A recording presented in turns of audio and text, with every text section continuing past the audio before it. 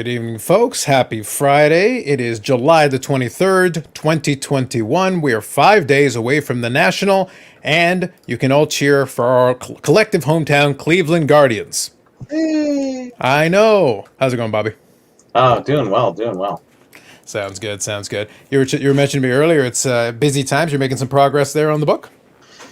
It's official. I'm in the 80s. Oh, beautiful. All right. Well, you've cleared a decade, and now you're heading to the other one. So The toughest of all food issue decades. I was gonna say the 80s. There was a lot of stuff produced in general. But yeah, I wouldn't doubt if that probably is going to be quite the challenge to fill in some of those gaps.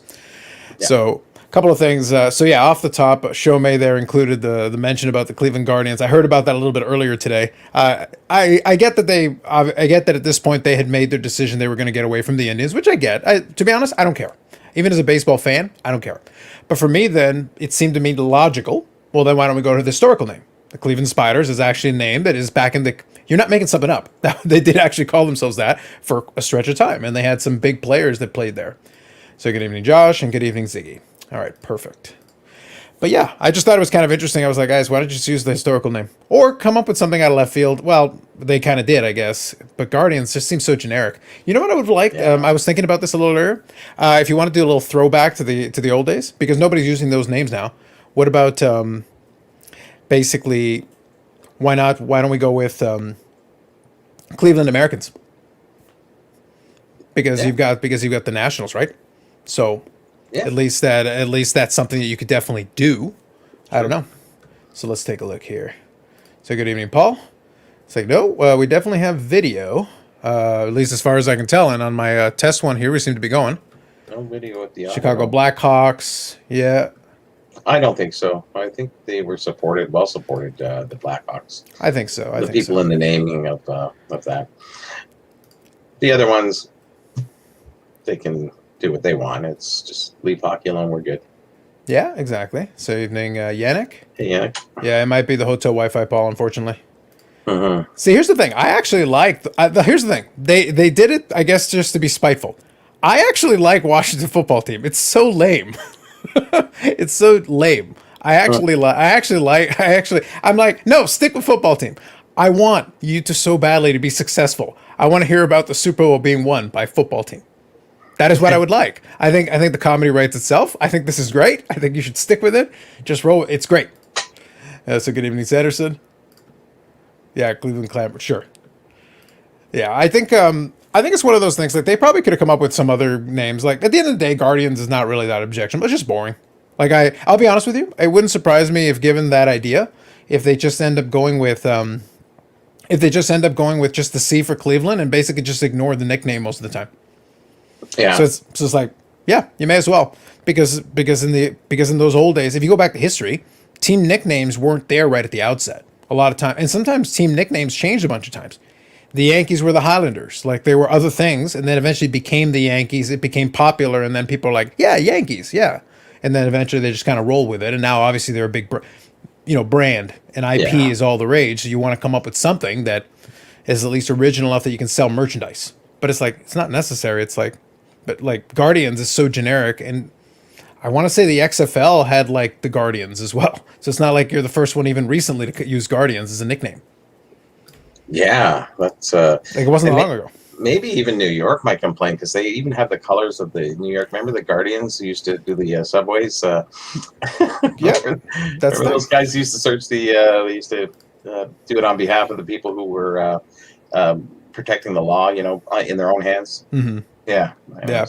It's one of those things. They're next. You can use certain references, but it's like for Cleveland, it just feels like they disjointed. Like, yeah, just throw a nickname at the end of it. It just feels kind of generic. I don't see any connection there. Yeah. Good evening, Jimas. I'm glad they didn't tie it in with the Toronto Maple Leafs. How bad can we be? I saw you put that up on Facebook, and it took all my willpower to go. So on the inside, did you find their future Stanley Cup prospects? Did you look inside? I think so. I did find something. Yeah. Oh my God! There it is. Yeah. It's about right. It's about what I would expect in there. There's probably a pro set card in there too. You probably want to double check. Hey, that's from 1976. It's like 46 years old, and it's in really nice condition. And it's took me 20 years to find. How's that? Yeah. So the can is from 1976. Yep. Actually, it was a mail away premium from Topps Wrappers. Oh, really? I think they did all the sports, baseball, football, and basketball as well. I think you can mail away for theirs as well. If I'm surprised they would go with such a big item. They did quite a few items like that.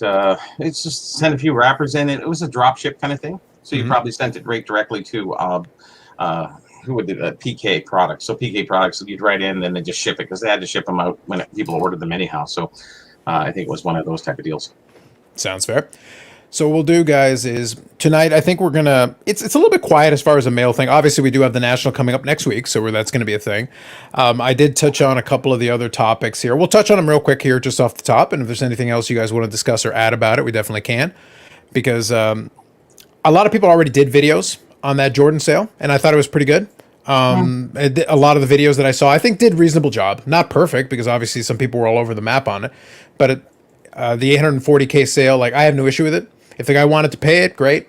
But I treat it as an outlier. I treat it as like it's his own thing because he wanted it for certain specific reasons. It is a real thing, though. If somebody has money and they want the quote unquote nicest copy that they can see out of them, they just don't want an average copy. They will pay a premium for that. And because it was an auction, at least one other person was willing to go there with them. That is no guarantee that if we rerun it back and the other person isn't interested anymore, that the price wouldn't come back much lower. Because the same card sold right around the same time for less than half. Yeah, it's surprising with the timing of this sale a week before the National. Just saying. It could be, but it's one of those things where, yeah, I think it was good timing for them to put up the card itself. But I think, honestly, if it had been an average centered card, it wouldn't have gone for anywhere near that amount. It's just, it happened to be a card that and this is kind of, I didn't want to make a whole video about it, but it is a true fact that if you're somebody who has the money, where $800,000 is not a big deal to you, then you're probably going to hold out for the quote-unquote nicest copy out of the bunch that you can get. You're not going to settle for an average copy. If it happens to be better centered, you'll pay more for that. I don't think the centering was that perfect on it, to be honest. It's not about perfection. Of course, yeah, it's not about perfection. It's about comparatively to the other ones, which are very average. Even within the realm of a PSA 10, it was a nicer than normal centered one on the front, at least. It's a cleaner copy. Like I said, we're talking about marginal here. It's not going to be a main thing. Yeah, so I think it was like 380 something. But yeah, less than half.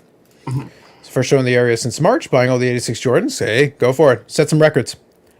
So buy one for 841. Yeah. That'll teach them. But yeah, that's why I said I didn't feel like it warranted. Once I heard enough people talk about it and at least make those points, I was like, well, and the other thing is there was a BGS 9.5 that sold for 72,000 in the same auction. So, like, if you just wanted a nice copy, there was another one for a tenth the price, less than a tenth the price. If it's just a matter of having a copy. Yeah. So there were options. But, like I said, for the most part, I treat it as an anomaly and as an outlier. It has no bearing on the other ones. That 380 sale, though, I think is a little more interesting because that was a little bit higher than recent. I think that's a little bit more valid. It makes a little more sense. But it also is a little bit interesting to see how it trends going forward. So we'll see what the next couple go for. I would expect they're going to be closer to that 380, 300 and change as opposed to that other one. I don't think it's going to push the other ones up. True enough. We got to see what the millionaires gear the market for. Yeah. And the other thing is a lot of the folks that wanted one already bought one. Like in that recent glut of them, if you just wanted one and you were willing to pay a lot of money, maybe you already have your copy. So now you're out. So you're not interested. Even though you have money to be able to buy multiple copies, you're not really that interested. Then even though the card is still, there is some demand, but there's demand at a certain price. The folks that already have one, well, I don't need another copy. So they're good with the one they already have. Yeah, it's amazing how the top end floats everything out. Yeah, it can be. Very similar. Now, the other one that I had some fun with, I did talk about that one in the video a little bit. Oh, and by the way, guys, as we go along here, like I said, it's a bit of a slow news week as far as it's concerned. So I'm quite content to chat about whatever you guys want to chat about. So we definitely can. So you just have to kind of let me know in the chat there. And if I see it, we can talk about it a little bit. The one that I like, though, was that I got an email from Collectible. I mentioned that in the video a little bit. So our friends at Collectible sold that 53 Topps PSA 10 Mickey Mantle. And they were very proud of themselves. They got $3.1 million. It was so good because it let me bring out that video clip. And I was like, oh, and I was so close. I almost nailed it. I was 12 cents off, Bobby. 12 cents off. Yeah. Well, if you round up, you're really only But even if we're being exact, Bobby, 12 cents isn't bad. That's not bad. That was pretty close. So good evening, Aussie Card Dad, and good evening, 357. But yeah, so they ended up selling the card for 3.1 million. But then after fees and all the related, so 85% of the people voted to actually accept the sale. They did make quote unquote money on it. That's cool, but it was marginal. It's one of those things where if you bought it at the IPO, it was $25 a share, and it was trading for about $27 a share at the time they sold it. So when somebody's offering 31 a share before the fees and stuff, well, yeah, of course you're going to take it. It's an improvement, but you were only getting like a $2 premium up until that point. We had months. It was back last September, and we're sitting here at late July, almost August, and it's like you'd be about $2 up. Woo. I think the anticipation with the downslide in the hobby, I think they anticipated it to go to 4 to 10 million or something like that, because the way things were going, of course. Before. Yeah, but I just think it hurt that it was one of the key points that I brought up originally in the original discussion. The comp was made up. It was a guess based on the comp of a different card. It wasn't based on a PSA 10 sale. They didn't have one. But they had this card that they go, well, we think, a 52 Topps would sell for this, so we'll put it in this category. It's like, you're just guessing, guys. You made up. The good news is you did technically make money for the people that did the IPO, so good for you, but you made them $4.88 when it was all said and done per share. Yeah. So how many shares did you have to have for you to care? How many did they issue? Was there a disclosure on the? Yeah, they did. They said what percentage of it was. I'm trying to remember. I think it was like 40%. I think it was a 40%, 40-60 split. It might have been closer to 50-50. Regardless, though, each share was $25. So however many shares you had, then you add it up accordingly. So like I said, you didn't lose money technically if you bought in at the IPO. You didn't make money, but less than $5 in like 10 months is nothing I'd brag about. Unless you own most of the shares. Even then, like, there were better ways to make more money while things were going that hot. There were other ways to make more money. There really were. Yeah. So it wouldn't have been my first option. Plus, you had to lock the money in for 3 months at the beginning before you could even trade. So I'm like, there were better ways to make money. So quickly, I'll get caught up here. The PSA 9 Gretzky in that auction has turned me off to grading forever. Yeah, that's fair. I get that. Okay, all collectible cares about transactions, up or down, they make money. Yeah, no. I separated out the two. From collectible standpoint, it's great. And technically, you did make people money if they agree. So you didn't lose money. So you agreed to a sale that technically made the money. Yep. But again, it's nothing that I would brag about that much. But everyone voted like I. Yeah. It's like 85% of them are like, well, some of these things are down. We're getting a positive outcome out of this. We're making more, and at least a little bit more. So that's okay. It's decent. I don't know. With the amount of money that they made, they couldn't buy anything to eat enough calories to raise their hand a little higher. Well, that's what I say. The reality is, though, like almost less than a $3 premium over the going rate anyway. You're not going to exactly jump up and down if you've got, 50 shares or something. It's not that big a deal to you. So if you buy in at that price, and it's 25, and the card is that price, to look at the kind of money that you're really wanting to make, that card would have to almost double, triple to really do anything for you. Yeah. But that's why I said you had no help in hell. Valuation, the valuation was the key. Is that I said my point wasn't that it couldn't possibly go up. That was never my argument. My argument was it's not going to go up. It's vintage. Enough. If it does go up, it will, but it's incremental. If you're a person trading shares, that's too slow. And it's day trading, but like the most boring day trading you could possibly do. Yes. If you want it for excitement, this is a terrible option. If you want it for investment, it's still kind of a terrible option. There was like no part of it worked. No. But I remember even when we were talking, when a lot of those fractionals came in, and they said, "Oh, we got so many more coming in. Everybody's starting to go on." And I went, "Yeah, where are they today?" I guess. Well, at that point in time, I don't think they were wrong. I think people were interested in exploring the option because at that moment, everything was hot. You could have come up with anything, and at least people would have given you a shot. True. So it's like I said, at that moment in time, we go back last fall, sure, but today you're going to be like lukewarm. Take your profit. Not a big profit, but you made profit. Take it. That's why 85% of them were like, "Yep, we'll take it. Thank you. What we accept." So 357 here says I have an ungraded Otani pack and a pack of pulled. 2018 Topps Update Rookie Auto 25 Orange. That's a pretty good card. Thinking about getting graded in the National. Yeah, as long as if you take a look at it and it looks clean, why not? So Chrome Update. Very good. And an autograph. Hey, Otani's about as hot as he's ever been. So, and if you can get it graded in that building, and get your card back right there in that building, might not be a bad play. I did not see the Tyler Short video on SGC comps. I'd be curious to see what he came up with. I made more on his puffies, and I own 100% of those. Yeah, exactly. That's fair. Yeah, PSA brand is bigger to the hobby than we thought. I always kind of knew that they've been big to the hobby for a while. And it's mainly because, and actually this is good. This is actually a good topic. So I'll leave this topic on here for a second, Ziggy. The biggest reason why I think some folks are surprised because they talk about how mad they are at PSA. Justifiably so. You know, they send in their cards, they're being held forever, it's taking forever. PSA is probably going to come back with higher prices on everything. I can pretty much guarantee that. And I'll actually show you guys something that'll lead into that as well. But the reality is, PSA up until this point has graded maybe 7.5, 8 million total cards so far. And that was back in 2020 when they said that. So obviously you've got this backlog. This backlog we think is at least 5, 6, maybe 10 million cards. It's huge. You think by the time you're done, you're going to have, once all these cards are graded, you're going to have closing in on 20 million PSA cards in the market. Now, number one, you're talking about a flood of plastic, but forget that. You're also talking about market penetration. You're talking about market dominance. So it doesn't matter whether you like a different grader. Through sheer volume, PSA gets credibility just because they're everywhere. They're omnipresent. And if you talk about one of these other graders, you're going to be, the first question that some folks are going to ask you is, oh, so how do they compare to PSA? Exactly my point. The fact that you have to automatically go, okay, so how do they relate to PSA? That is why PSA is in a very dominant market position. It doesn't matter if they don't grade another card. They've already got millions of them out there. So it's not like PSA is going to disappear. GAI is one of those things where once in a blue moon, you'll see one. It's like, oh yeah, remember those guys? Oh yeah, I remember those. But it's once in a blue moon, you'll see them. Yeah. PSA, they're literally everywhere. GAI was really mostly for packs. No, I get you. Cards, of course. But if they were still around and they were still grading, you'd see more of them. But because they had such a short run, you never got a chance to really see them get anywhere. But PSA now has 30 years. They got 30 years worth of slabs, all types, all categories, all segments, and tons more to come. So they're going to be omnipresent no matter what. Yeah, they're going to be omnipresent no matter what.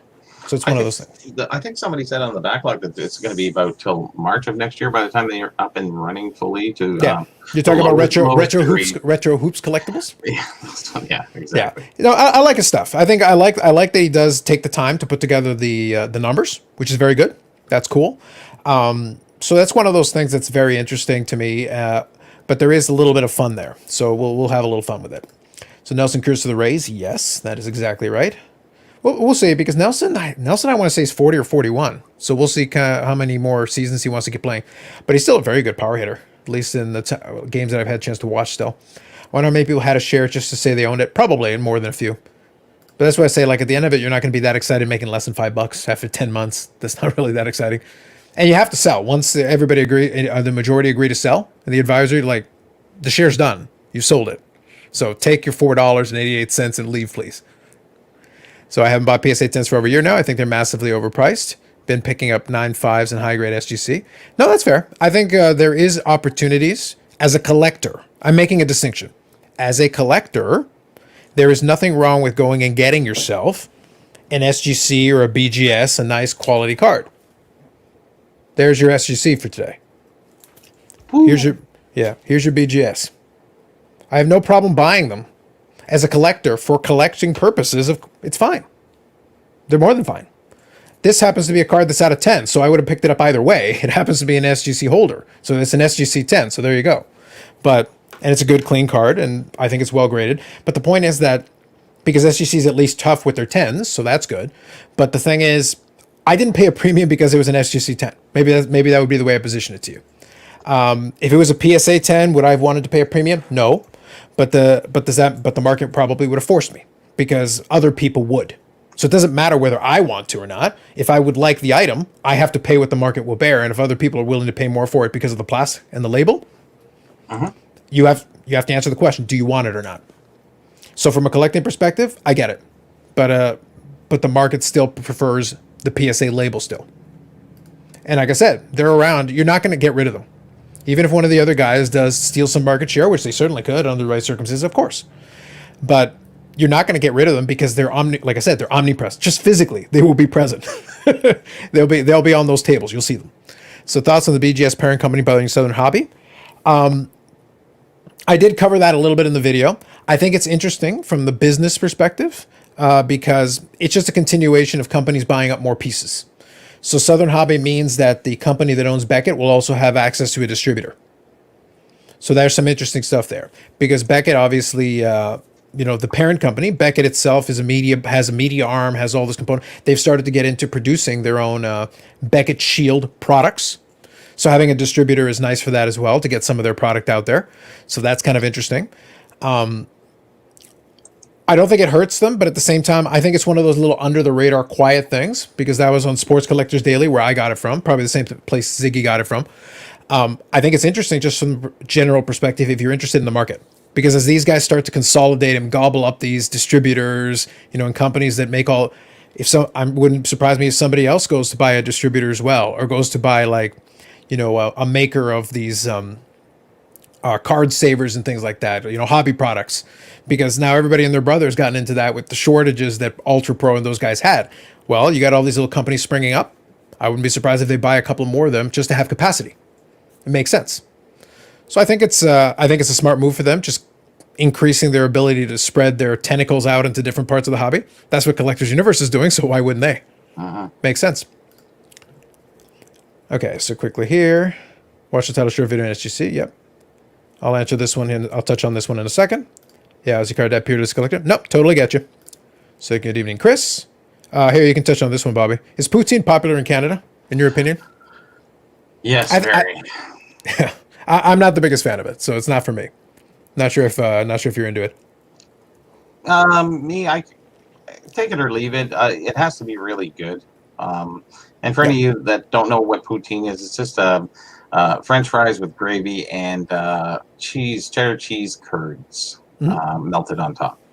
Yeah. And then everybody's doing their version of chili or whatever else they're adding on to make their own kind of poutine.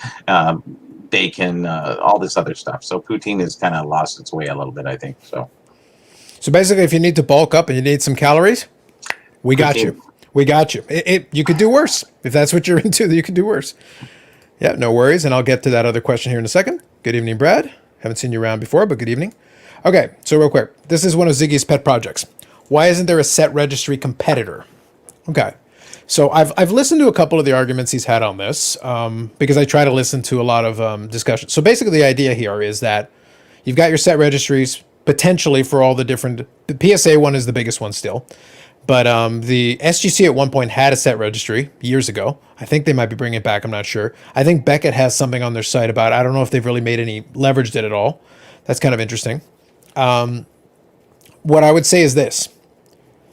I understand the idea that some people love the notion of having another set registry where it allows multiple graders and stuff like that, and this whole idea, because basically it's a way of, competing and being able to show off your collection of slabs. So basically, in that theory, if you've got some kind of a Soto thing, you can have both of these in the same registry. You got a BGS and an SGC. The problem is, okay, and like I said, conceptually, part of the reason is logistics. Somebody's got to pay for it and do it. Secondly, I don't care how many people tell you they like the idea. How many of them would be willing to contribute to it financially? Because there is a cost to this. The PSA set registry is pretty well built. It's very stable in terms of backend. It's not super high in frills, but I'll tell you one thing it does have that's really key. When you want to add something to registry, there's an app. You can literally scan your card with the barcode and add it right to the registry. And if somebody else has it on their set in the registry, it will tell you that, and you can press a button and send them an email. It doesn't always work, but then if they don't relinquish it and you can prove that you physically have possession of the card, you can get it removed from their registry and get it brought over. So that's a feature that's actually really... So basically, it makes it super convenient. Any set registry competitor you develop that's trying to cover all these different... So number one, you have to make up all these registries. So the logistics is the key issue here. And let's pretend you have all the money in the world, but there's still logistics to get past. So you build these sets. You got all these different graders that have different grading standards. So let's say, forget about PSA. Let's just move them aside for 1 second. Forget them. Let's just do the ones that have subgrades. So you got Beckett, you got CSG, you got HGA, you got all those ones. And technically SGC, they don't do subgrades, but they've got those additional levels as well. So they've got a 9.5 and they've got all that. So is an SGC 9.5 equivalent to a BGS 9.5? That's question number one. Question number two, let's say they are. Are they equivalent if the BGS one has these different subgrades? Do the different subgrades change the score on the 9.5? That's just Beckett alone. CSG has subgrades too. So if I have 4 9.5s in CSG and 4 9.5s in Beckett, are they equivalent? Maybe. I don't know. Tough call. Yeah, but that's the thing. Like, where do you? And then one more wrinkle. What about if they decide not to put subgrades on it?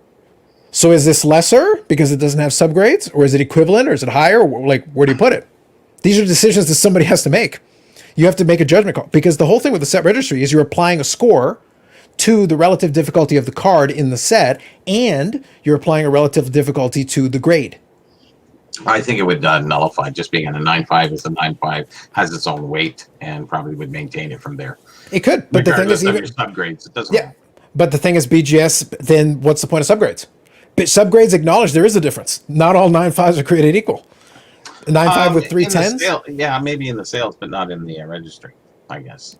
Well, but that would defeat the whole point. Then all the cars may as well be the same because they're not. So that's what I mean. Like, there is a balancing act. There's so many little tiny weird nuances, and also one other thing. Part of the other reason, the PSA set registry guys would be like, "Why? We have a set registry." And we could do an app and we can scan the thing. It's like, so you want us to do this other thing, and like that's extra work for why? I can literally scan my cards and do it. Look, I'll just buy all PSA cards. Yeah, but there might come a time that the pricing of the grading might be a little bit too high for people who are doing basic registries. No, for sure. Sets, for a lesser set, and they just want to pay the like $8, and they don't want to have to pay $20 or $25, whatever it's going to be in the near future. So we don't know what that's going to be, but that is 100% correct, and that is why one of Nat Turner's big things is going to have to be to find that balance. Because, and this is where I'll bring up that thing. So Retro Hoops Collectibles was talking about a little bit about different things and just looking on the PSA site. And sometimes PSA will throw little things out at us that are like little hints, but you have to pay attention to what they're saying and then also read between the lines just a smidge, just a smidge. So I'll show this to you guys. So this is from their customer communications thing. They did this little infographic, a deeper look at the backlog.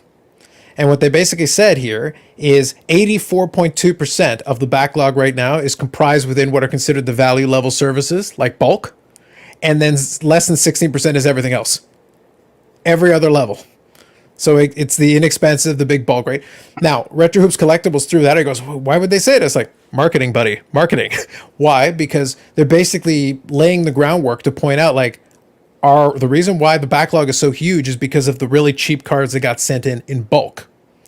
So when we raise the price on this bulk service going forward, just so you know, we're laying the groundwork for why we're going to do that. But we're showing you a pretty pie picture. It's not for your benefit. It's for later on where you say, well, you didn't tell. Actually, we did tell you. We made a beautiful infographic and the whole thing. Here's your pie chart. Yep.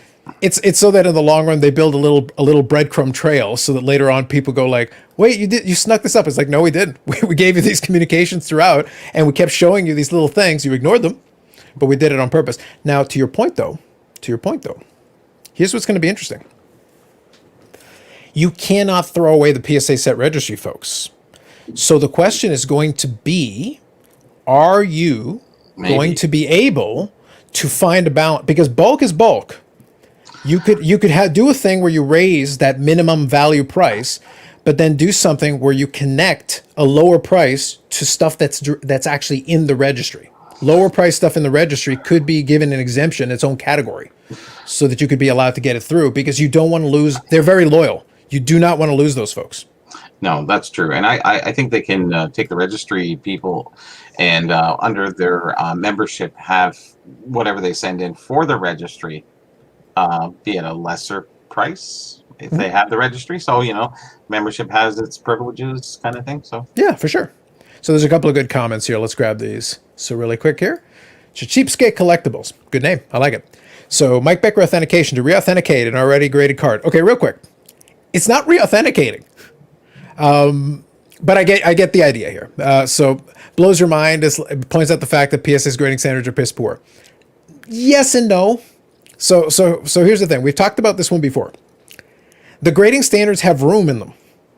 A PSA 10 can be a 10, and you can have another one that is also a 10, and you go, how is that one a 10 and that one a 10? And this one looks a lot better than that 10. The question I ask, and you have to take a look at it, you have to take a close look. And your question has to be this: does it meet the written standard? Because if they both happen to meet the written standard, then the fact that one clearly looks better to you than the other, it's actually irrelevant. They're both technically qualify as a 10 by the standard written down. Now, the fact that there's so much room left open to interpretation in the standard, that's a different issue. But PSA did that on day one, basically. It had always been there. That's why PSA will struggle going forward to play around with that. And also, at this stage, why would they? Because they're like, look, you may not agree that we're applying the standard equally all the time, but at least it's written down. You can sit there and look at your card, and you can tell me, based on your written standard, it either meets or doesn't meet this criteria. And if yours is a borderline case in the first place, well, then you're going to be right there in the middle. If yours is like a super pristine 10, different conversation, then you're 10 with a bullet. That would be your black label with BGS or something like that. Well, in that case, it would still show the same 10 label, but clearly it would be a superior copy. Where Mike Baker, I think, Authenticated has an issue, the concept, and I did this in a video, the concept is not new.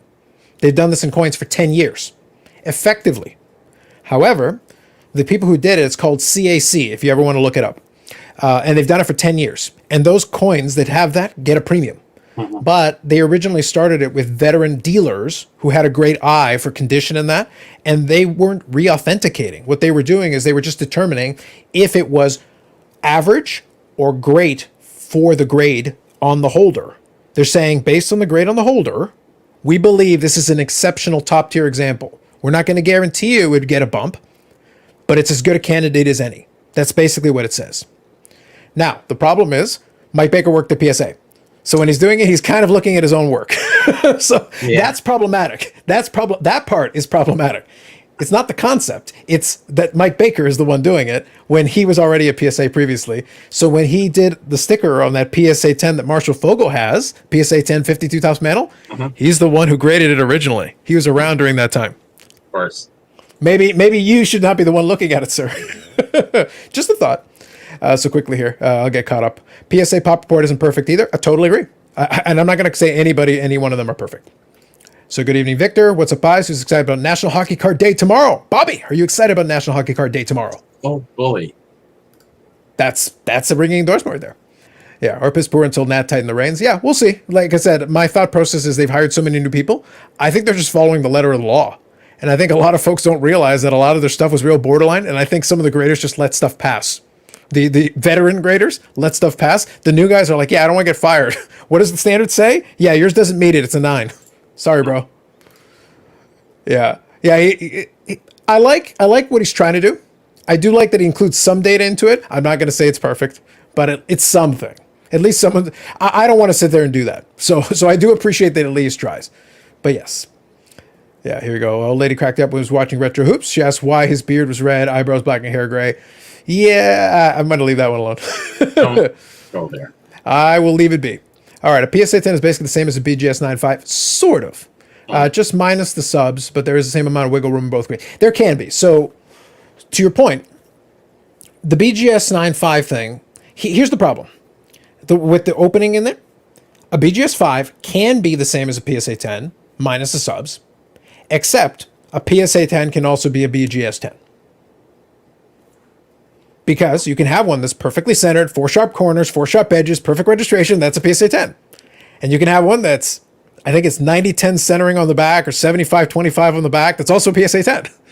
If it meets all the other criteria. So by comparison, you would have the BGS, one would be a 9.5 because the centering is too far off. And on the other one, it would be a 10 or a black label 10. But both of those could be a PSA 10 and still technically meet the standard. That's what I'm talking about, technical grade versus aesthetic grade. To your eye, it can be like, oh, this is a really weak 10. But does it meet the standard of a 10? If the answer is yes, it's still technically a 10. You can shrug your shoulders and be sheepish about it, but the question I always ask is, look at the standard. Does it meet the standard, yes or no? That's why I say it leaves a lot of room for interpretation. That's where the Mike Baker authenticated sticker can come into play and be like, no, this is a black label PSA 10, basically. Not what it's intended to be, but you can basically make that argument like, no, it's perfect 50-50 centering front and back. Sharp edges, sharp corners, perfect registration, no issue with the surface. It's good, but it's also a 10. Right? Yeah. So here we go. So I'll leave a lot of these ones to you, Victor. You can take a look at that. They're really cute. Yeah. Bat down as his true rookie. Yeah, I'll leave that one for you, Victor. You got that. Yeah, here we go. 2019 Topps Chrome Superfractor Vatier Jr. on eBay. I've actually got that saved in my watch list. I'm genuinely curious. So yeah, 38,988 with 8 days left. Yeah. So that's the Superfractor, the 1 of 1. Interesting card. I definitely want to see what it ends up at. It's tricky though. And here's the thing. This is where we're at right now. I get the idea, but why would you put that on eBay? You may not like the guy, but at that 1 of 1, Vladimir Guerrero Jr., Superfractor, at this point, but considering what it's probably going to go for, why wouldn't you just put it in golden? Or PWCC's Premier option, their version of it. Obviously, they can get some bids too. Either way, like, why would I put it on eBay where you can have some weird bidding or some troll bidding or some weird stuff going on with some shenanigans? eBay left it too open. They don't vet the buyers, right? No. So it's like, I get the idea, but it's like, I don't know. If it's a card that's legitimately pushing mid 5 figures, I probably wouldn't put it on eBay. But that's just me. Not at this stage. No. So yeah, here we go. As a card dad, just referring to PSC $10 being a perfect card, 100% true. Just that like BGS, there's variation, but people just see the 10. That is 100% correct. And that was a brilliant marketing move by PSA back in the day. They left themselves wiggle room. Now, for some folks, it makes them happy because they get a 10. So you get a 10, you get a 10. I think some people got really accustomed to the idea of like everything's a 10. It's like, well, no, not really, but sort of ish. In the new card market, it is. So, it's more. It stands out more in the vintage if you get a 10. Well, if you get a 10 in vintage, most likely something went wrong. It's like, where did you find the razor blade, sir? Can you show me both your hands? It's the laser.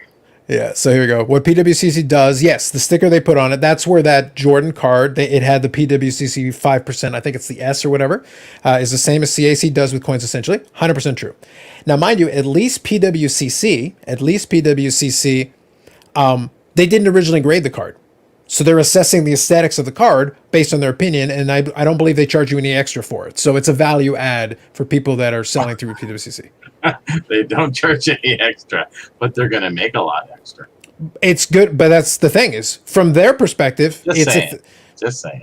Yeah, but it's one of those things. They're not going to bother putting the sticker on if you're just keeping it in the vault. It only comes up when you're about to go sell.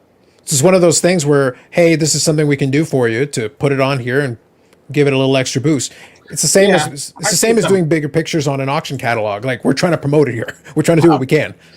Yeah, I get it. Yeah. Some I've seen that were a little bit questionable. Oh, but that's grading is subjectivity right there. That part we can argue. That 100%. Exactly. Yeah, 10 is greater than 9.5. Precisely. So here we go. How do Canadian hockey fans feel about the new expansion team? I don't think it doesn't really make a difference. It's just another team. They were already in the NHL a long time ago. So yeah, it's good for Seattle. I'm happy for them. And to be honest, I was talking to Bobby before we got a little earlier. It's like I like Kraken. I hope that Release the Kraken is legitimately a chant in the arena. It better be. I want it. See, I guess the one thing I have a problem with is what is the Kraken? The Kraken is the big octopus, isn't it? Is it? Yeah, it's like here, like 357. It's a sea monster.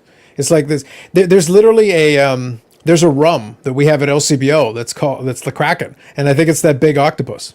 Oh. You guys can correct me if I'm wrong, but I believe that is the sea monster being referred to. So I was like, yeah, and you're over in the Pacific, so you're out by the sea. Like, I get it. Enough. Yeah. I get it. That's fair. Yeah, I never looked it up. I figured it was just that phrase or saying that people wanted to use. But so they're octopus. So they have 6 players on. Okay, whatever. Yeah, here we go. Like the Loch Ness monster. There you go. Perfect. Oh. Yeah, that's what I mean. Like, I don't mind it. Like, conceptually, I'm with it. I'm for it. Here we go. So Brad says there'll be 90% Canadians in the arena for each game. Yeah, why not? After that. Listen, the Buffalo Bills have done well on that for years. It's like I want to say like 20 or 25% of the season ticket holders of the Buffalo Bills are from the other side of the border. And without a chance. The money spends the same. The money spends the same, guys. The money spends the same. They're paying it in American dollars. Nobody's complaining. Yeah. So good evening, Jeff. Absolutely, no worries. Yeah, Seattle Kraken will never be as good as the Kraken rum. Probably not. We'll see. Yeah, it's on my rum bottle. Exactly. But yeah, you got the Kraken rum. That makes sense. Actually, I'm curious now because I saw the logo and I didn't look at it too closely, but let me see here. Seattle Kraken. It's like an S. Yeah, it is. It is an with, S. with kind of serrated. Yeah. Well, the actual logo is. It's supposed to be something simple, but yeah, it's an S, but it's also like an S that has like an I on it. I'm pretty sure it is intended to be that sea monster motif. Like, real quick here, I'll grab it. Yeah, let's have a look. See, I have seen it a couple times. Yeah, you see the little red there? Yeah. Yeah, it's supposed to be staring at you sinisterly. You're supposed to be very intimidated right now. I am. As you should be. Monster coming out. Yeah, it does look like this. Yeah, that's what I mean. Like, I, to be honest, it works for me. It's perfectly fine. Where they are in the country works fine for me. Good evening, Andy. Yeah. So, I would say good for them. For the NHL, it's another market. And if the fans are excited about it and they enjoy it, and they set the rules up similar to Vegas to give them every opportunity to be able to. I don't take the expansion draft as the only thing. I take the expansion draft as the first step to allowing them. Basically, management will dictate. Vegas was able to build a real good team, a contender immediately. Yeah. And the NHL is trying. They're basically doing the opposite of what everybody does with an expansion team. They've set the rules up. They're not giving you everything, but they're saying if your management is not incompetent, you could build a competitive team very quickly if you make the right moves. You have that opportunity. The other teams, it's their job to protect the right players. Like we had the expansion draft yesterday. It's the other team's job to figure out, okay, so who do we protect? How do we do it? What's our strategy? Who do we leave open, exposed for this possibility? That's on them. But it's on Seattle. Left open? He was, yeah. They didn't grab? Yeah, well, that was one of the ones that I was looking at. Is like apparently they were worried maybe about his salary or maybe about an injury that supposedly was out there.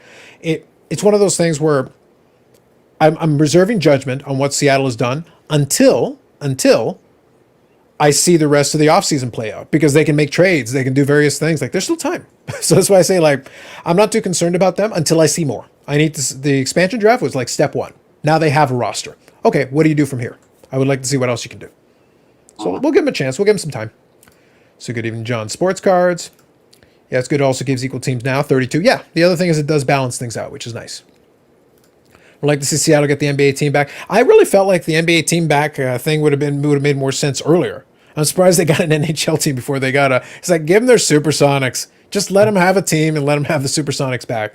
It was silly the way they were yanked away in the first place. So there we go. Yep, good evening.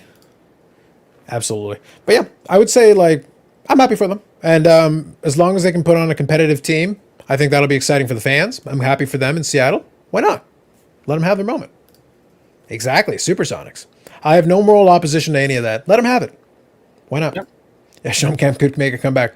Maybe he can make a comeback in both sports. Get that man some skates. Card collector, good evening. But yeah, I would say that's kind of a fun thing as well. We'll have to see how it plays out. It's one of the, I can't say in the middle of summer I'm feeling the hockey mode yet. It's going to take some time, I think. Right now I want to kind of decompress and enjoy the baseball season for a little while. So we'll see. And then obviously we just got off the NBA, so we've got that. So now I think baseball is going to get its kick at the can now for a little while until we start getting close to NFL again. So we're getting close to fall. So I'll propose a kind of a topic just for the chat there a little bit while we're sitting here chatting. Like I said, we're 5 days away from the National. I know a bunch of you guys either know folks that are going, or maybe some of you are going as well. I'm just curious. Oh, see, your timing's good, 357. There was a little time delay, but... So question, is anybody going to the National? Are they interested in... So twofold. Obviously, are you going to the National? Are you interested in it? Are you going to pay attention to any of the content and stuff that's going to come out? Because we know the camera crews will be there, Bobby. They will be there with bells on. And I'm looking forward to that personally. I'm looking forward to that. Me too. I can give you 5 reasons why I'm not going to the National. Nice. Beautiful callback. Sean Kemp looks like he hates Sean Kemp. Yeah, he might need to get in training before we get him to be the true sport athlete this world needs. Manu Bowl can play hockey, so can Sean Kemp. I like it. I like where your head's at. That's well played, Mike. Very nice. Very nice. Yeah, it'll be interesting. I'm looking forward to seeing a lot of videos, and I'm sure everybody's going to be video. It's like a video fest. Mm-hmm. It's going to be interesting to see what deals go down and what happens and what the aura is there. But I think the one thing that's really going to come out a bit more than anything else is a lot of meetups and friendships and all that stuff that, you know, all the bloggers and everybody's doing. So I think it's more for a great social, for sure. Mm-hmm. As for the hobby in general, I don't know where it's going to go. I have no predictions. Okay, I think that's fair. I think that's really going to be part of the interesting part for me. It's not going to be because a lot of these guys are talking about here. So Sanderson is no for the National, but hopes to go to the Expo. Absolutely. Sounds fair. Jordan took care of the 96 Sonic. He took care of a lot of those 90s teams. That was kind of his thing. Not going this year, but watching Connor, wishing he was there. Sounds fair, John. So Aussie Card Dad, my brother-in-law from Seattle, is looking forward to taking a trip with him once COVID has done its thing. Sounds good. Victor, allegedly, will be going to the National. Sounds fair. It's La Nacional. It's got a little exotic flavor. A little bit of French in there. Wouldn't it be Le, because that's masculine? You sir are talking to somebody who had to take extra classes just to pass the French he was required to take. It's like, parlez-vous français? No. No, that's the one word, right? That's it. Yeah. Sean Campbell looks like he hates Seattle. He's really going to need to train then. It's this is looking dire. It's looking dire. Actually, this is a good question because I know Andy is going as well. So Andy, obviously you're going to be hanging out with the folks, so that's good. Question for you.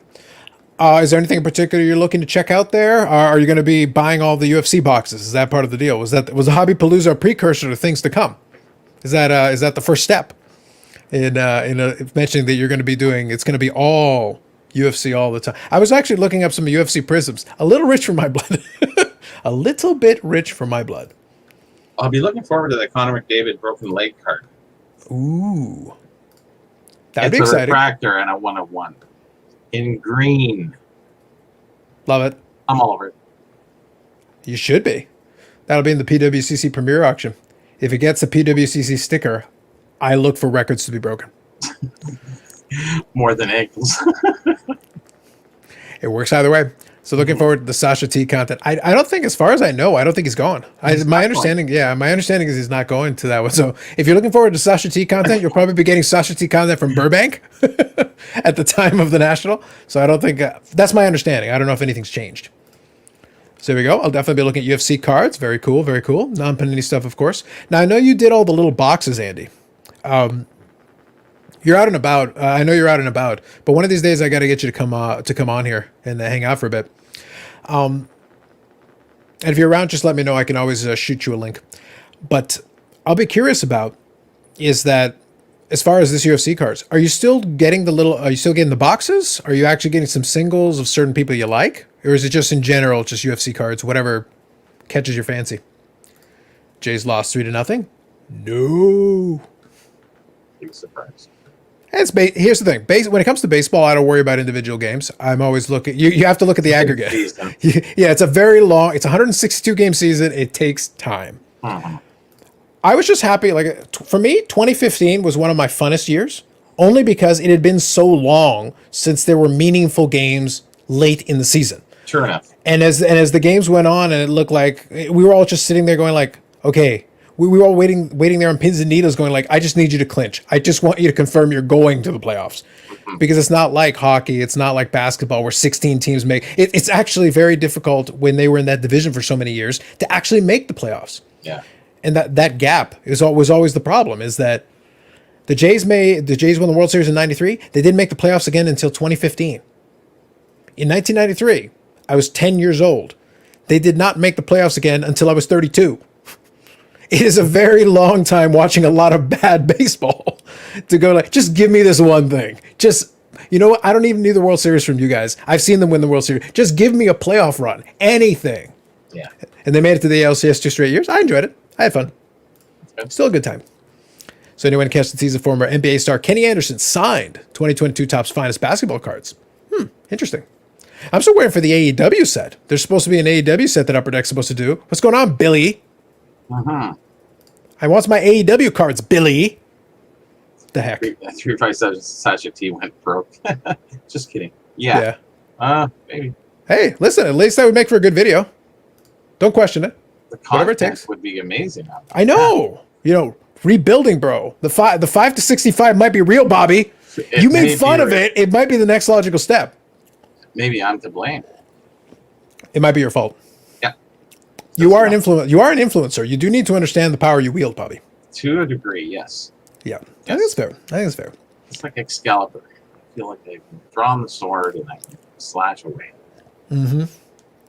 Sounds good. So for the most part, guys, those of you who just been joining in, we're just kind of BSing and hanging out. Like I said, it's kind of a slow news week, obviously. Next week with the National, I'm sure we'll have a lot more to talk about. I'm very confident in that. I'm sure a lot of these companies will be making announcements and things. So we can chat about whatever you guys want to chat about. Otherwise, we're just hanging out and BSing a little bit. Just enjoying it. Having fun. So let's take a look here. Looks like we got a couple of replies here. So Andy says, I like Connor, GSP, Silva, Khabib, and Nunez. Amanda Nunez it would probably be a good call. I was happy that I bought that Amanda Nunez autograph for my little set that I'm working on when I did. It was much cheaper than it is today. The Yellow Wax has gotten pretty expensive. I agree. I doubt if I'll pick up any more of that. That sounds fair. It's a solid strategy, though, Andy. You got to admit. It's a funny thing because I've watched a lot of the comments where some folks complain about it. It's like, look, man, if the parents are cool with it, here's what I'll say. For Sasha T, and let me just position it to you this way. What I'll say is Sasha T has the luxury of being able to gamble. If the parents are cool with him living in the house, he has the ability to go and take a stab at this. And I don't think his end game is to be in cards. I think his end game is to parlay it into something else because he was doing stuff at pools prior to that.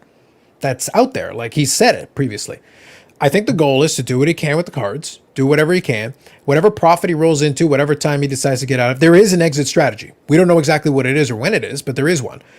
I would be very surprised if by the time it's done, he doesn't get out of it and roll into a different business. And as long as he's able to successfully do that, who cares how he did it? As long as he didn't do anything illegal or wrong, what's the issue?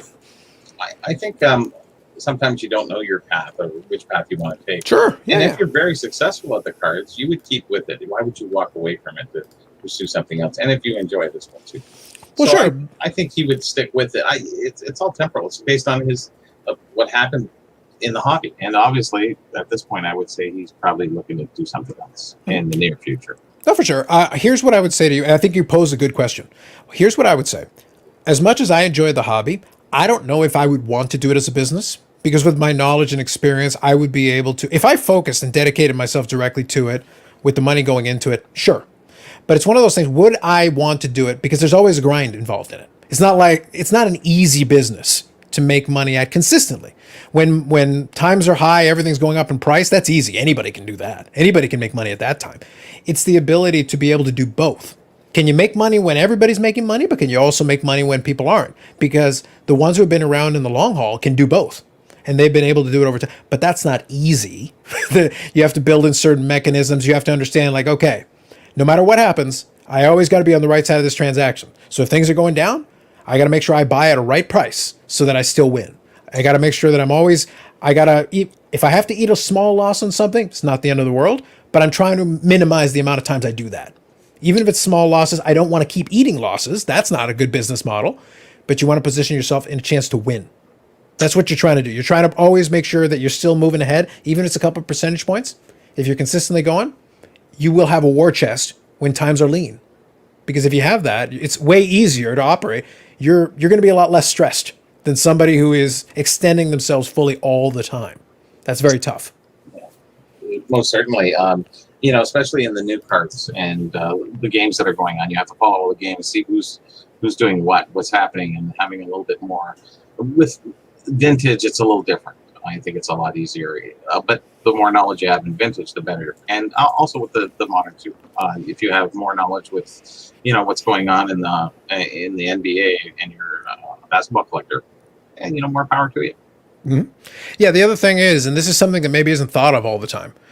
Volatility is a tactic to make money. To your point that vintage is you can make money consistently over time. That is true, but it's also very stable. You don't get the big movements. That means you have to be very strategic. It means you're going to have to measure twice and cut once.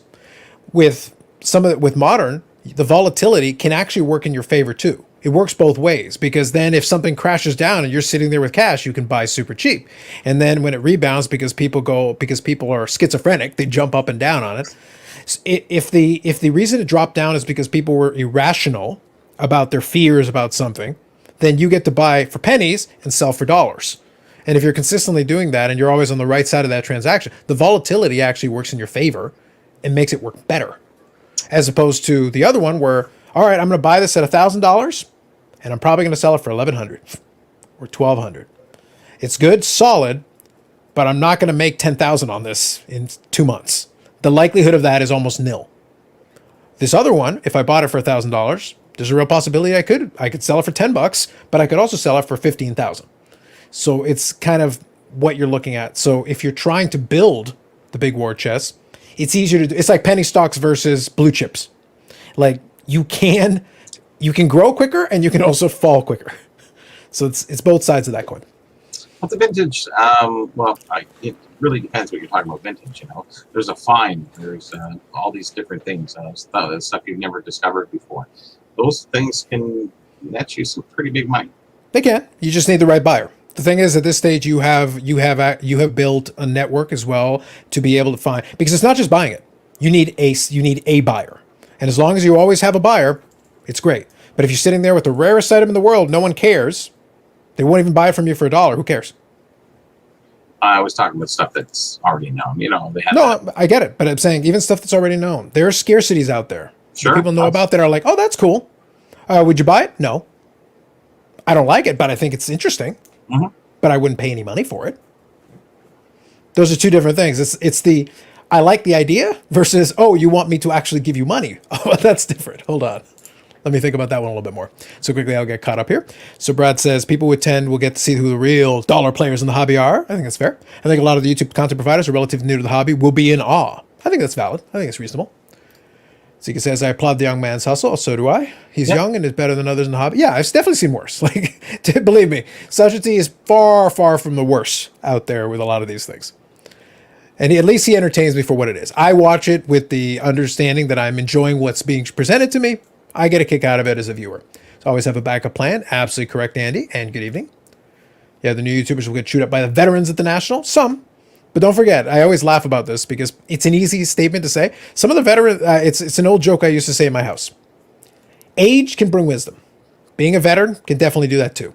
Or you can be like my grandmother on my mother's side. She's just old. The wisdom hasn't kicked in. It hasn't happened yet. Yeah. Maybe someday. We still hold out hope, but it hasn't happened so far. At this point, she's just successfully not died. That is a great success. Yeah, but wisdom has a life experience that you had to experience along the way. So yeah, her experience was waiting for other people to make her money and leeching off of it. It's not exactly the same. Okay. Yeah, nobody on that side of the family, including my mom, will speak to her wisdom. We're still waiting for the wisdom to kick in. Okay. I'm just using the example because for my own family, I can go, she's given me a lot of advice. I haven't been able to make one lick of sense out of any of it. I've asked everybody in the family, I go, so am I just missing something in translation here? Because it's all in Spanish. So am I missing something in translation? They're like, nope, it's absolute nonsense. Don't have a clue what the hell she's talking about. It could be dementia. Who knows? Yeah, but it's been dementia for 30 years. Anyway, so moving on. I agree, Sasha's a smart, hardworking man. Like I said, don't be surprised if he has an exit strategy at some point. We'll see.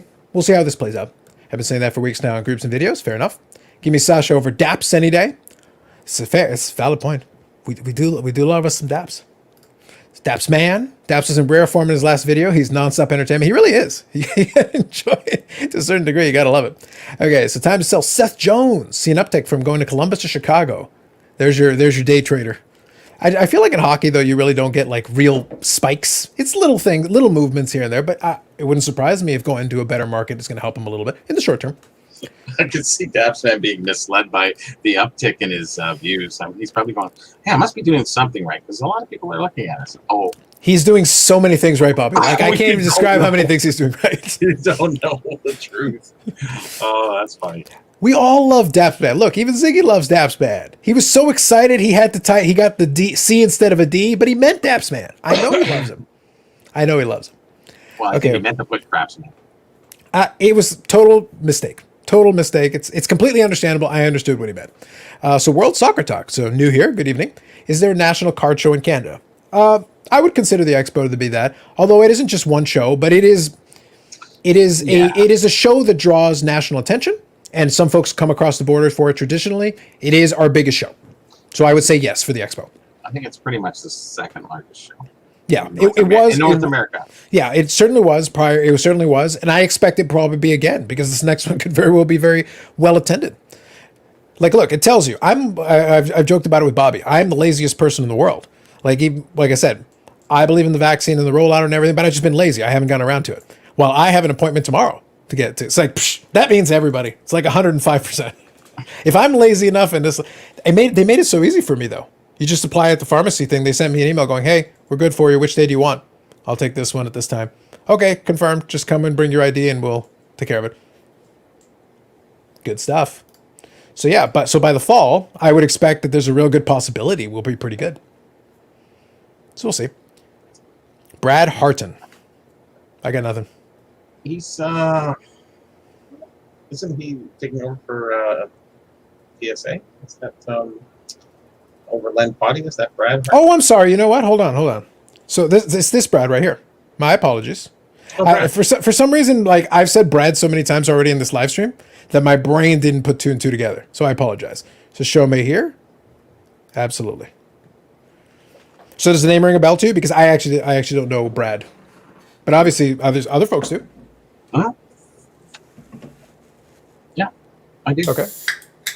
I think he's taking over for PSA. I think with Len Is that PSA Canada? Yes. Ah, the Canadian submission. Sorry about that. Yeah. Yeah. So the former Platinum. Well, I think it's still Platinum Promotions technically. So my apologies, Brad. I'm sorry I didn't recognize the name. I actually think I saw the Sports Card Live that you were on. So I apologize that I didn't put two and two together. You got to send your card, man. You got to bring your card. Otherwise, I don't know. Well, he promised me some gum. Yes, it's, from '69. Nice. Okay. We've eaten some gum from the early '70s. Gretzky's rookie year. What's the oldest one what's the oldest one you tried? Probably around '73 or '74. Okay. Yeah. Sounds good. So anyway, my apologies, Brad, and thanks for popping in. Yeah. Yeah, here we go. So Josh helps me out. Thank you, Josh. Appreciate that. Sorry, guys. I'm terrible with names unless I can connect it. At this point, if you tell me a name from YouTube, at least I've got a shot. But if you tell me somebody in the hobby where you're just giving me the name, it's like I'm not going to be able to put two and two together. You got to help me out a little bit. So many names out there now with everything going on. The other thing is I also know several Brads just from YouTube and sports cards. It's like certain common names get used so often. It's like unless I can associate it to a specific visual memory, it's like I got nothing. You're lucky with Carlos. That's why. That's probably That's Bobby, probably true. Bob, Robert. Oh, they're all. That's problematic too in its own way. Yeah. So Daps was telling folks to go out and buy multiple raw Lucas Silvers and 500s. Yes. That's right. I remember that one. At the 300 level. But what I loved was, and you might have caught it, Aussie Card Dad. During that video, he tried to do some math. He was struggling. I think he was struggling to do some math, and I think he was all over the place with it. It was chef's kiss. It was magnificent. Magnificent. Magnifique. Yep. Small show's a big pot. No, it's all right, Brad. The people know you. Even if I didn't clue in right away, the people do know you. So Yes. So Aussie Card Dad, another of the recommended players, he said PSA 10 will break even. Listen, I agree with Andy here. Is that not great advice? What could go wrong? Nothing. Listen, this man has been so successful. He has actually upgraded to the snapback, Bobby. I don't know if you've caught this. He actually has a snapback now. A legit snapback. He's moving up in the world. This man's making moves. Yep. He is making moves. He's got to fit it on. I'm going to lose it.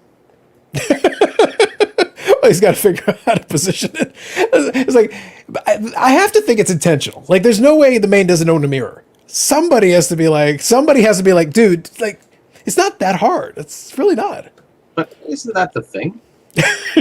Exactly. You know, didn't everyone wear their hat sideways at one time? And if you were an idiot, probably. Yeah, I wasn't in that idiot. Like, I don't know what to say at that stage. No, thank you, Brad. I appreciate that. No, by all means, you're welcome anytime. Hobby Champs. Who is Dabs? Oh, you mean Dabs Man. Well, Dabs Man is infamous around these parts. We do love ourselves some Dabs Man. You can look him up. I think it's just Daps Sports. You guys can correct me. I think it's just Daps Sports. DAPPZ, because it's got to be with a Z or Z, whatever you prefer. So you've got that. Depends if you're American or Canadian. Yeah, exactly. So if you do that and then sports, and then just make sure that you are drunk and possibly high when you're watching it. It might help. Yeah, for sure, right? It probably couldn't hurt. Everyone come to Halifax tomorrow and go to Brad's card show. Fair enough. Yeah, let's do it. Yeah, exactly. Hop over. Here we go. Look at that. Look at that fancy can Bobby has. This is that new merch. It's like the trash can, my friend. That is the official Toronto Maple Leafs mid-70s trash can. It took 20 years to find it. I can imagine something like that being difficult to come by. Like that's why I asked about. Like I'm surprised that they would mail that out. That's kind of a big item. They'll mail anything out. It wasn't mailed out, actually. I picked it up and it was pretty local. The funny part about most of these things that are made in the United States is a lot of people weren't fans of Toronto Maple Leafs in the 70s in the United States. They were up in Canada. A lot of these things didn't make it up here, or we had our own versions. So it's hard to find certain things that made it up here. So actually, it probably came from the U.S. sometime. Now, did they do, how many teams did they do? All the different teams from, all the ones at the time? 76, then you're at, 18 teams. So, but they kept on doing through the years, PK Products, Shino, Windcraft, they all produced different types of collectibles like that. It's very heavy gauge. It's super quality. If you ever look at it, it's almost like a painting on a car. It's so well done. A lot of quality into that, so I respect it for that. Okay, that sounds good. I tend to agree with this here. So missing out best hobby content. Now, key point I should make though, jokes aside, the regulars know, but just so that we're all on the same page, my only hashtag invest advice that I'm going to give is whatever hashtag invest advice that Daftman gives you, ignore it. Or if he tries to do any kind of math, bring a calculator. It will be on your final exam. Make sure you bring a calculator. You can use the one of your computer if you want, but you better have one. Have it on. It's so probably Rick, in here somewhere, right? Exactly. So Rick, good evening. So he says he hears Andy changed his mind, is going to the National. I did hear him trying to waver a little bit. Andy, have you given up? It's like after the commitment, after multiple videos explained to all of us why the Nationals are fools. It's like, can it be? Andy. He's been around. Say it ain't so, Andy. Say it ain't so. He's been influenced. He's been so influenced. Say it ain't so, Andy. The influencer got influenced. Agreed. 100%. Isn't that nepotism or something? Is that nepotism? Okay. Sure. Okay, enough said. Yeah, exactly. It's a goofy Friday, so what do you want? Yeah, here we go. And where backwards hats fitted. Yeah. Should say fool's gold. Yeah. No, agreed. It is gold. It is fool's gold. That is valid. I have too much sugar today. Sounds to me like Andy is backtracking. It's like he's gonna. So, were you able? Just out of curiosity, Andy, if you are gonna go, were you able to get like a hotel and everything in Chicago in time? Because I would think that those would be pretty booked up. I'd be curious. I actually, just for fun, because I'm not gonna go anywhere on a plane at this stage. But I was just curious how many hotels would be available and things like that. There were still a handful. It would be obviously a little more expensive now, and you'd have to be a little further away. Presidential suite. Listen, I was imagining for a moment. I was trying to elevate my status. I was trying to pretend like if I was Bobby Burrell, what's the most expensive thing you got? Does it come with Cristal? I gotta play in Bobby Burrell circles, man. Just for a shining moment. We can all dream, Bobby. Give us a moment. Let us have our dreams. Sure. Let us have our dreams. But no, it was still available. Like now, that was maybe like a week ago or a week and a half ago still. So like now you're like super last minute. Not like you're basically hoping for a cancellation. I don't think, maybe. I don't think you'd have too much of an easy time to get anything at this point. And plus plane ticket and all the rest of it obviously involved. Part of that little experiment just for fun is I wanted to see if it would be available with a plane ticket and with the full package. And I don't remember how much it came out to. It was like, I want to say like $2,500, $3,000, something like that. Yeah. So not cheap. Certainly and not. He's gonna have to do a new video why I'm not going to the National. The double negative in the title. I like it. That's fair enough. Hey, look, whatever. That's clickbait for sure. Oh yes, 100%. But that was the whole thing. It's like the running joke of this entire sequencing, the whole circle of it. It's like, guys, do it if you want to go. If you don't want to go, then don't go. It doesn't matter what reason it is. Just have fun. Enjoy yourselves. Like, it's one of those things. It's not for me unless it's the right circumstances. This year obviously wouldn't have been. But even if like I said, I'll remove travel restrictions, I'll remove COVID and whatever. Probably it was still a no for me. Just because right now it wouldn't have made sense for me. Your mileage may vary. Maybe it would have made total sense for you. If it's such a case and you can swing it, go. Have fun. If they have it in Vegas, different story. Oh, well, I sent you that link. Then I was like, now they're starting to have a couple of shows. They had the one show just recently, and then there's the one in the fall. I'm like, ooh, don't tempt me, guys. Don't do that. Ooh, yeah, slip of your car here. Showering the door is not important. Just comfy shoes. Nice. Comfy shoes and shower every 1.3 days or something, whatever it was. I don't know how that works mathematically. That is the thing. Yeah, infinite content loop. Exactly right. Exactly right, Andy. I'm not going because I live on the other side of the world. I suppose that's a valid reason. I suppose. Wear We needed comfy more shoes. why. Yeah, we needed more why I'm not buying retail videos to keep people away. Yeah, I don't think that's about too much of an issue. The thing is, and I always joke about this thing, and we talked about it already before plenty of times. All you have to do to prevent people from buying retail up was just don't buy it in secondary market. That's it. That's all you had to do. You can buy 100 of them, but if you can't sell them, then it's kind of a waste of your time and you're not going to stop doing it. Like, you will be discouraged from doing that if it turns out that the best you can do is get back your money. Then it was a waste of time to do it in the first place and to house it and to do all this stuff. Then you're not going to keep doing it. You're going to find something else to do. Some consider it a vacation too. Guys' weekend kind of thing, hanging out with my Yeah, for the national, yeah. No, like I said, if you treat the national vacation, it changes the math entirely. Then the question becomes, is that type of vacation worth whatever the price is going to be for you? Well, you can double down by buying something or selling something too. So Sure, yeah. there's always that. It's the open-ended thing. You never know what's really going to happen. You got to wear comfy shoes, bring your own snacks. My friend sent me from the United States all the different American chocolate bars that I. Okay, so this is a big bunch of chocolate. So this is all United States chocolate bars? All United Whereabouts in the country are they? Land of 10,000 chocolate bars? Is that a playoff 10,000 lakes? Yeah, Minnesota. Okay. So he Wait, sent me is your friend Amish? not at all. Not Ely, Minnesota, another part of Minnesota. Not Italy. He's I see. the smaller part. But Hey, you gotta admit that's a wonderful little coincidence. As soon as you said, it's like, wait, is your friend Amish? well, it's funny. I asked him. We were talking. We've been friends for 20 years, and I asked him, have you tried? I referenced a chocolate bar, an Aero bar or something. He asked me what I was eating. I said I have Aero bar. He goes, what is that? So I sent him a whole bunch of the Canadian chocolate bars, and he lost his mind because American chocolate is more of a Hershey or a darker chocolate, where ours is more of a milk chocolate up here in Canada.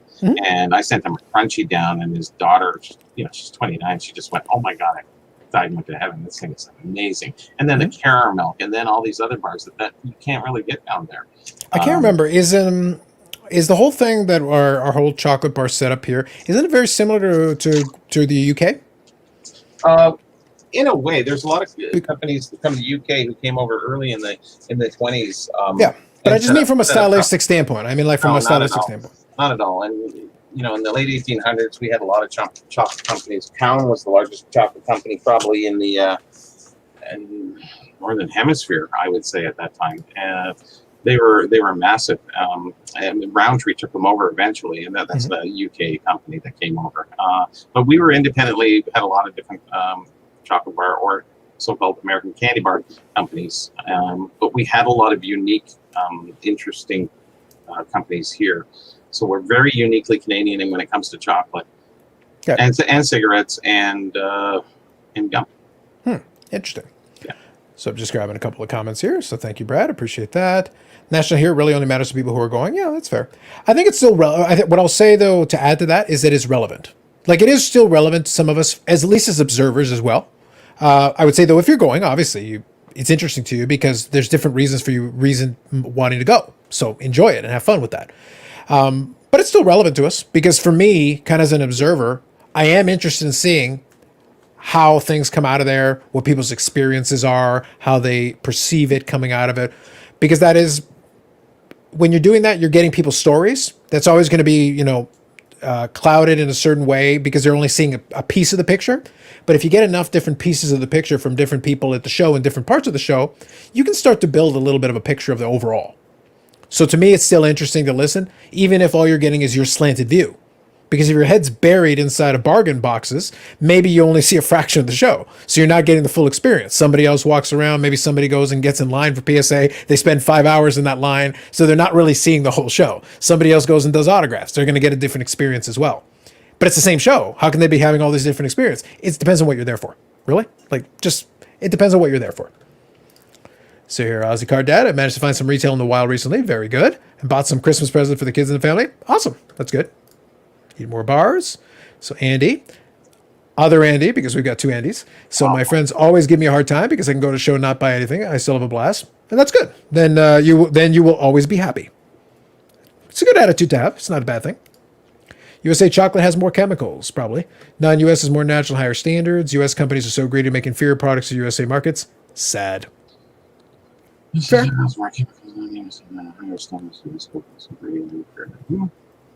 That's fair. That's an opinion. Yes. I can't speak to it. I haven't tried them enough side by side, but fair enough. I get you. You're all hardcore for those flying in. Thankful I live close by. Now I think about it, took full advantage of attending all these years, not knowing how big the thing really is. Ignorance can be bliss, Ricardo.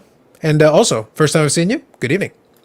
Reminds me of the Bowl Championship parades we had every year in the 90s. So I'm guessing then you were from Chicago. It's good evening. It's the running of the Bulls in, anyways. In Pamplona? Yes.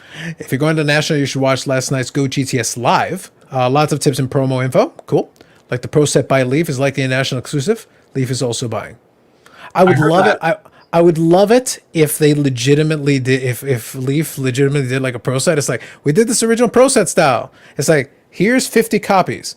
It's the same card. Yeah, all of you get 50 copies of the same card.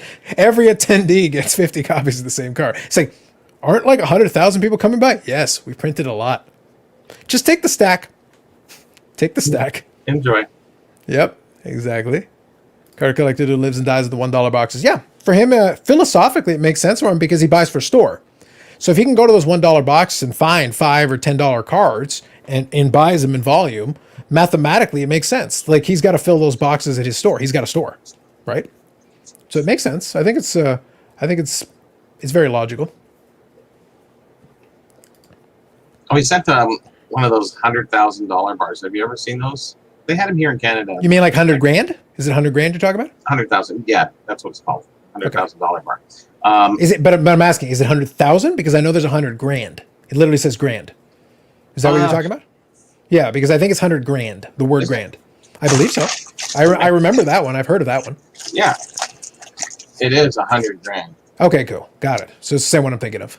Okay. Yeah, That's 'cause I remember when it came out it came in Canada in the 70s, and I remember seeing the commercials and what have you. I think it's down to 10 grand now, because it's pretty expensive. It's fair enough. I get it. All right, so here we go. Have I seen the new Pro Set Auto checklist? Oh, I wouldn't be surprised. Like, I know Brian has access to a lot of good autographs with the stickers they've got. They could certainly build some. Here's the thing. As much as I love to tease Pro Set, and I do, and I will, they can potentially make some very nice cards. They've got a lot of good autographs. Like, they've still got stickers with Gordie Howe on them. They've got great sports athletes in multiple sports. It's not just hockey. We can talk baseball. We can talk football. Basketball, celebrities. Brian has signed a lot of folks and gotten them to sign a lot of stickers. So I think it would be a lot of fun. It is possible. It's one of those things where it could be an enjoyable thing. So here. So what I'll do is I'll grab Mr. Wonderful's comment just because I don't want him to feel like he's being ignored. I want to see Ziggy make his first appearance on Because I'm Carlos. Join the Patreon. I'll think about it. First, you have to find the Patreon. There is none. All right, so Leaf just released a Pro Set Tiger King signed cards. Of course they did. Greeted two brand names in one, the latter two, that is. Okay, the second part of it, I'm not sure what you meant by it, but I'm with you. I get it. Okay.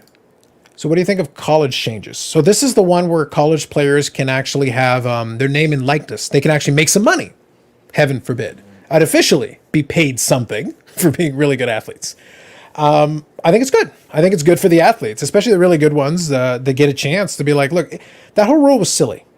Like the NCAA makes so much money, and the reality was that it never made any sense to me that you can make the college so much money by playing great and getting people to be interested in coming in, especially if you get really great players, you're recruiting them and you're like, oh, but we're giving you these scholarships that are worth so much money. Half these players that are really, really good are not there for the scholarship.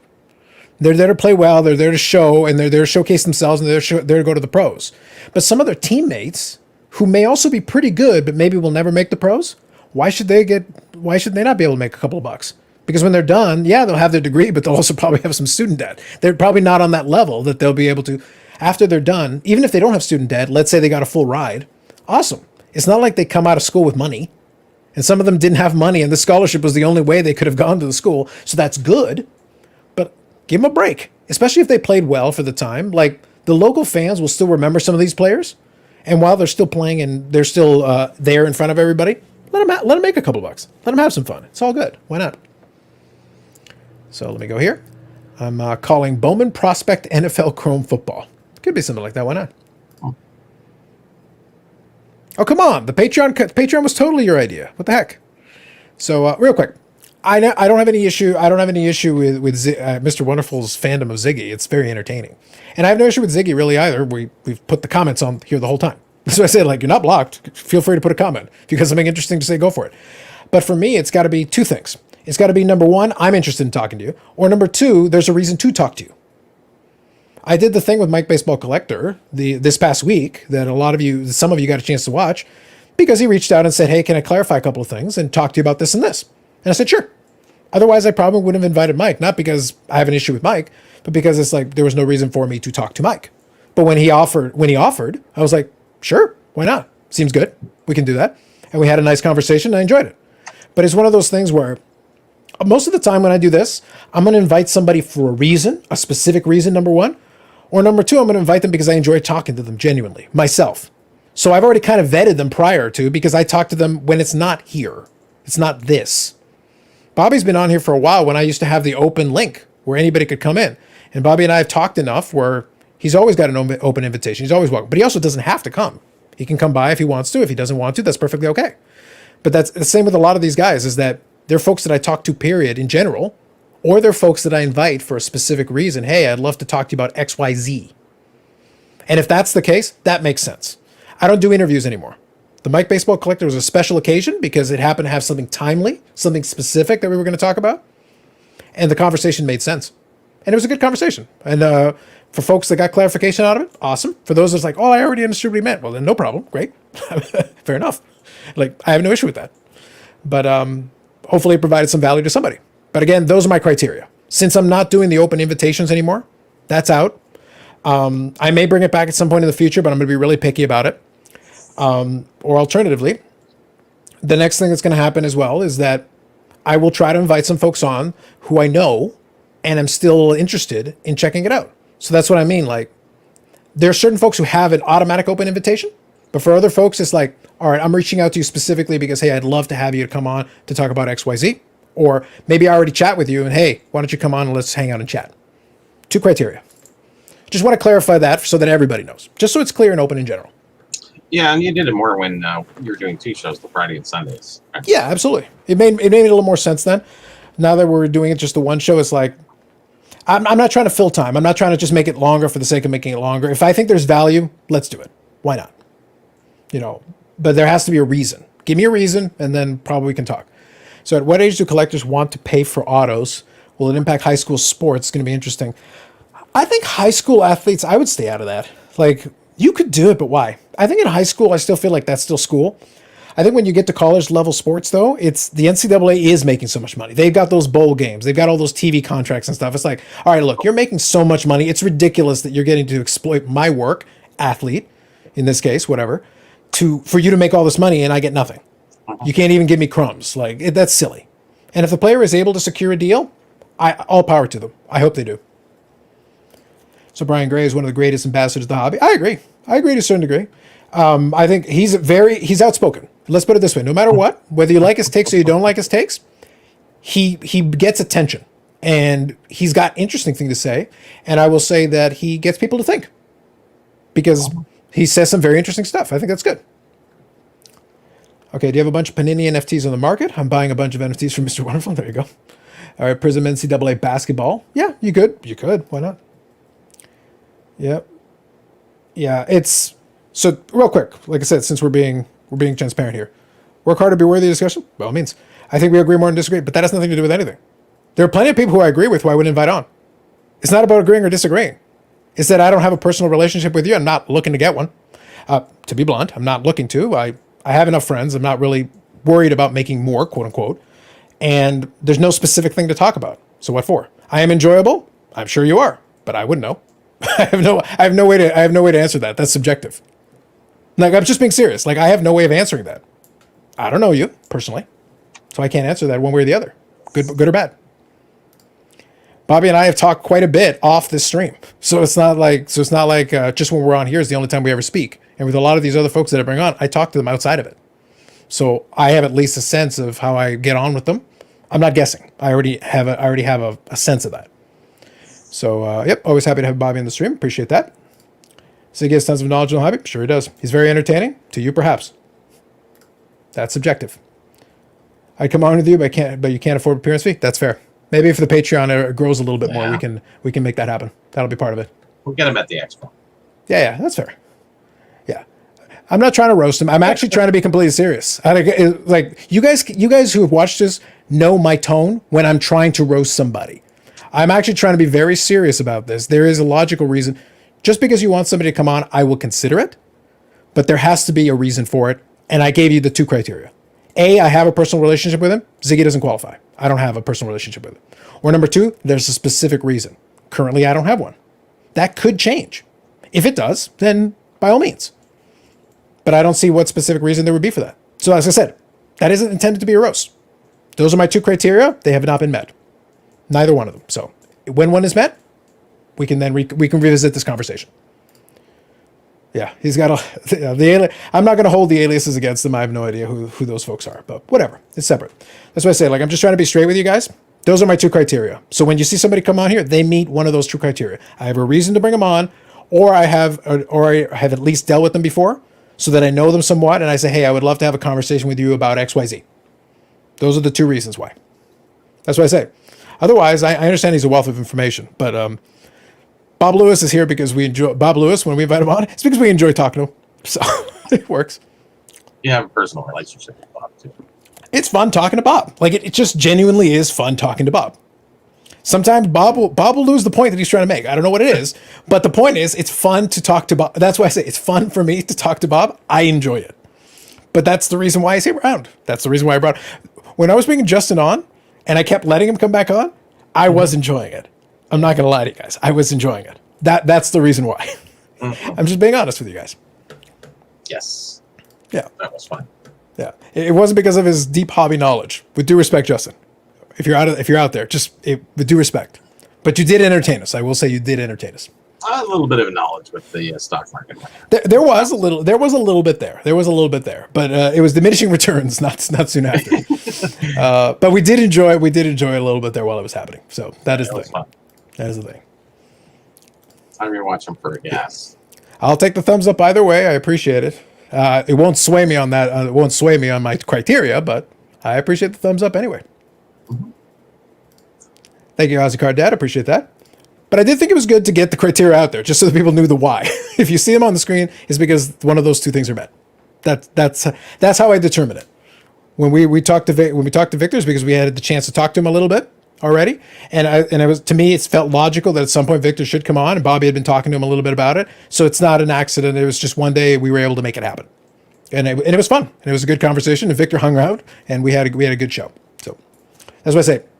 If it was going to be an interview show, then I'd open it up a little bit more, and then we'd bring more different kinds of folks on, and maybe that could be a thing down the road. I'm not looking to do it right now. That's not something specifically I'm looking to do right now. Those little Muscleman icons. That's pretty cool. There's a lot of emojis. I really don't take advantage of them as much as I should. That's cool. Appreciate that, Showmate. But yeah.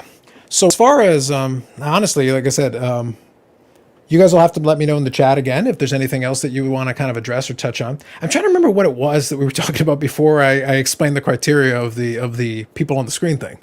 I did want to give it, I wanted to give it its proper time. I actually wanted to, I thought it was a good opportunity to legitimately explain it. Just trying to think now. Was there anything else? I'm not sure. Okay. Well, let me touch on this one real quick then, and maybe it'll come back to us. But and if you guys remember, please feel free to throw it in the chat and remind me. One thing I'll say as well, since it kind of came up in that piece of the conversation, I was very happy that Mike decided to come on. That was great. And one of the things that I thought was good was it did kind of play into that whole discussion that I talked about. And this is a question maybe I want to pose to the chat, and I just want to get some opinions. It's YouTube. I never hold it against anybody if they do it. Clickbait titles are real. They're part of the game. They are, and it's part of the game. I don't take any offense to it. I don't. But I'm just curious, if the title implies one thing and you don't exactly get that in the video, what do you guys feel about it? How do you feel about clickbait titles in general?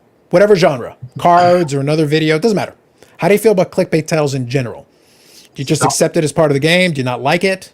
It's a double ripoff if they clickbait it and then they don't really discuss it. So Well, the definition of clickbait is not delivering, right? That's the definition. Oh, thank you, Josh. Yes, college athletes getting paid. Thank you. Thank you. That's exactly what it was. So really quick, I'll finish it off. I'm good with it. I hope they do well. I suspect they'll probably do best. And I've seen some movements and some overtures to it. I think they'll do best if the college players are able to get together as a package deal, because some of the players are clearly worth more than others. And if some of the good ones can get together as a package, you'll get more autographs. Yes, not all of them will be super exciting, but if you're a fan of the alma mater, you'll enjoy it. Do you know what I mean? I think it'll be fun. That's just the way I would position that is I hope some of the guys who are not going to be long-term, I would love that. I would 100% love that. It even goes down to high schools now. To that level. I still think the high school thing is cheap though. I am not a fan of that. Like I'm like at that point, like you might have aspirations, but in high school you shouldn't be thinking about making money already. That just seems silly to me. But that's just me. Never buy a card older than 1980 is not graded because over 90% of the time they're trimmed. Yeah, well right now that's why grading is still going to well here's the thing, Bobby. Like think eBay. Like it would be very difficult to buy a vintage card on eBay. I don't care how good you think the pictures are. If it's an ungraded card, that's a tough sell. And even if you buy it, you're going to pay less just because you're taking into account the possibility there's a wrinkle or something you can't see in the scan. You have to factor that in and pay accordingly. I guess. Yeah, that's just reality though. It's just reality. So Ozzy Card Dad, probably lucky I missed the stream of Victor's. I have different views with him in regards to his thought on rookie card. Well, I would say Ozzy Card Dad, we didn't just talk about that. We did enjoy it. And it was a good conversation just in general. And I think once we got into the conversation, Victor had a good time. We were able to have some fun. There was plenty of silliness. So if you enjoy the silliness we do, there's plenty of it on that show. I wouldn't dismiss it entirely just because you don't agree with his feelings on the rookie card. I think it was a good show in general, and I think folks that got a chance to check it out, I think they enjoyed it. I think it's still worth a watch if you're interested. That's all I'll say about that one. I thought it was a good show. Are you ever going to do the Wonder Years reboot or nah? Ooh. Dare we dream? I never really watched the Wonder Years in the first run. I did get a chance to see it a little bit. Here's what's funny. Age-wise, Boy Meets World was probably more in the timeline. Not his younger brother. So that show was there during that time. So it's like it is what it is. I was too old for both of them. Well, that's fair. Okay, let me ask you this question. Actually, I'll get to a couple of these comments in a second. What was your favorite show then? Growing up. So we're talking like, pre-high school, right around that time period. What would have been the show if you were watching TV around that time? Pre-high school? Sure. You can go a little later if it helps. Whatever. Think in that time zone. Whatever that works. There was a lot of different things on, through the 70s. Sure. I would have to say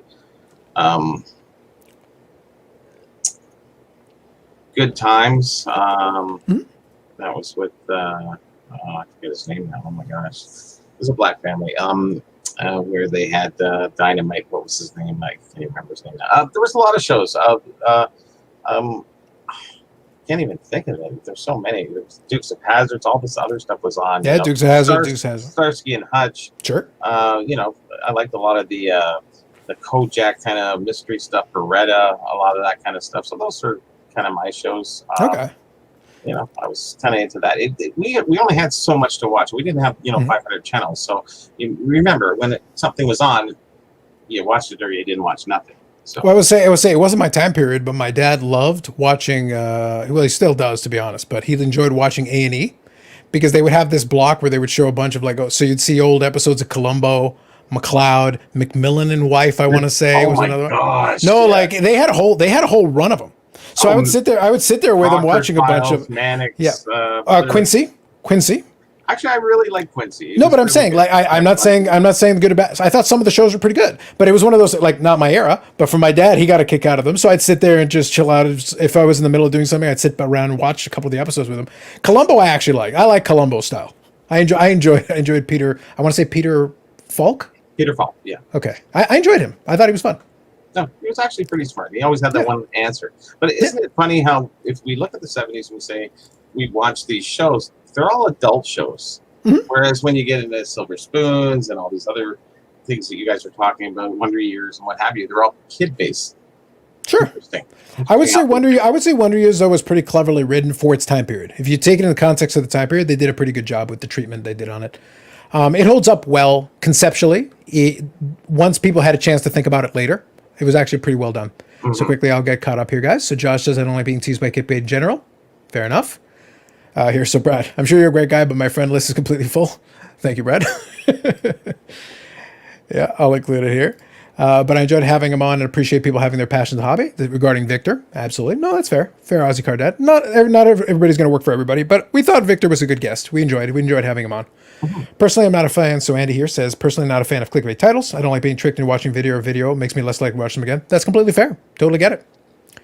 Enjoyed it all jokes aside. Wonderful. Appreciate it, Rage. Some vintage cards that are too long. Hold on. Let me make sure I get caught up. There was a lot of TV stuff after, so I'm trying to get caught up here. Vintage cards are too long. They need to be trimmed. They won't fit in the one touch. Nice. Boys. Yeah, exactly. Here we go. So there are a bunch of TV shows now. Get ready for it. Mr. Dress Up, Green Acres or Growing Pains, Andy Griffith, MASH, Magnum PI. That's a good one. MASH one of my Alpha's solid. Hogan's Heroes. There's another one my dad liked. Hogan's Heroes for sure.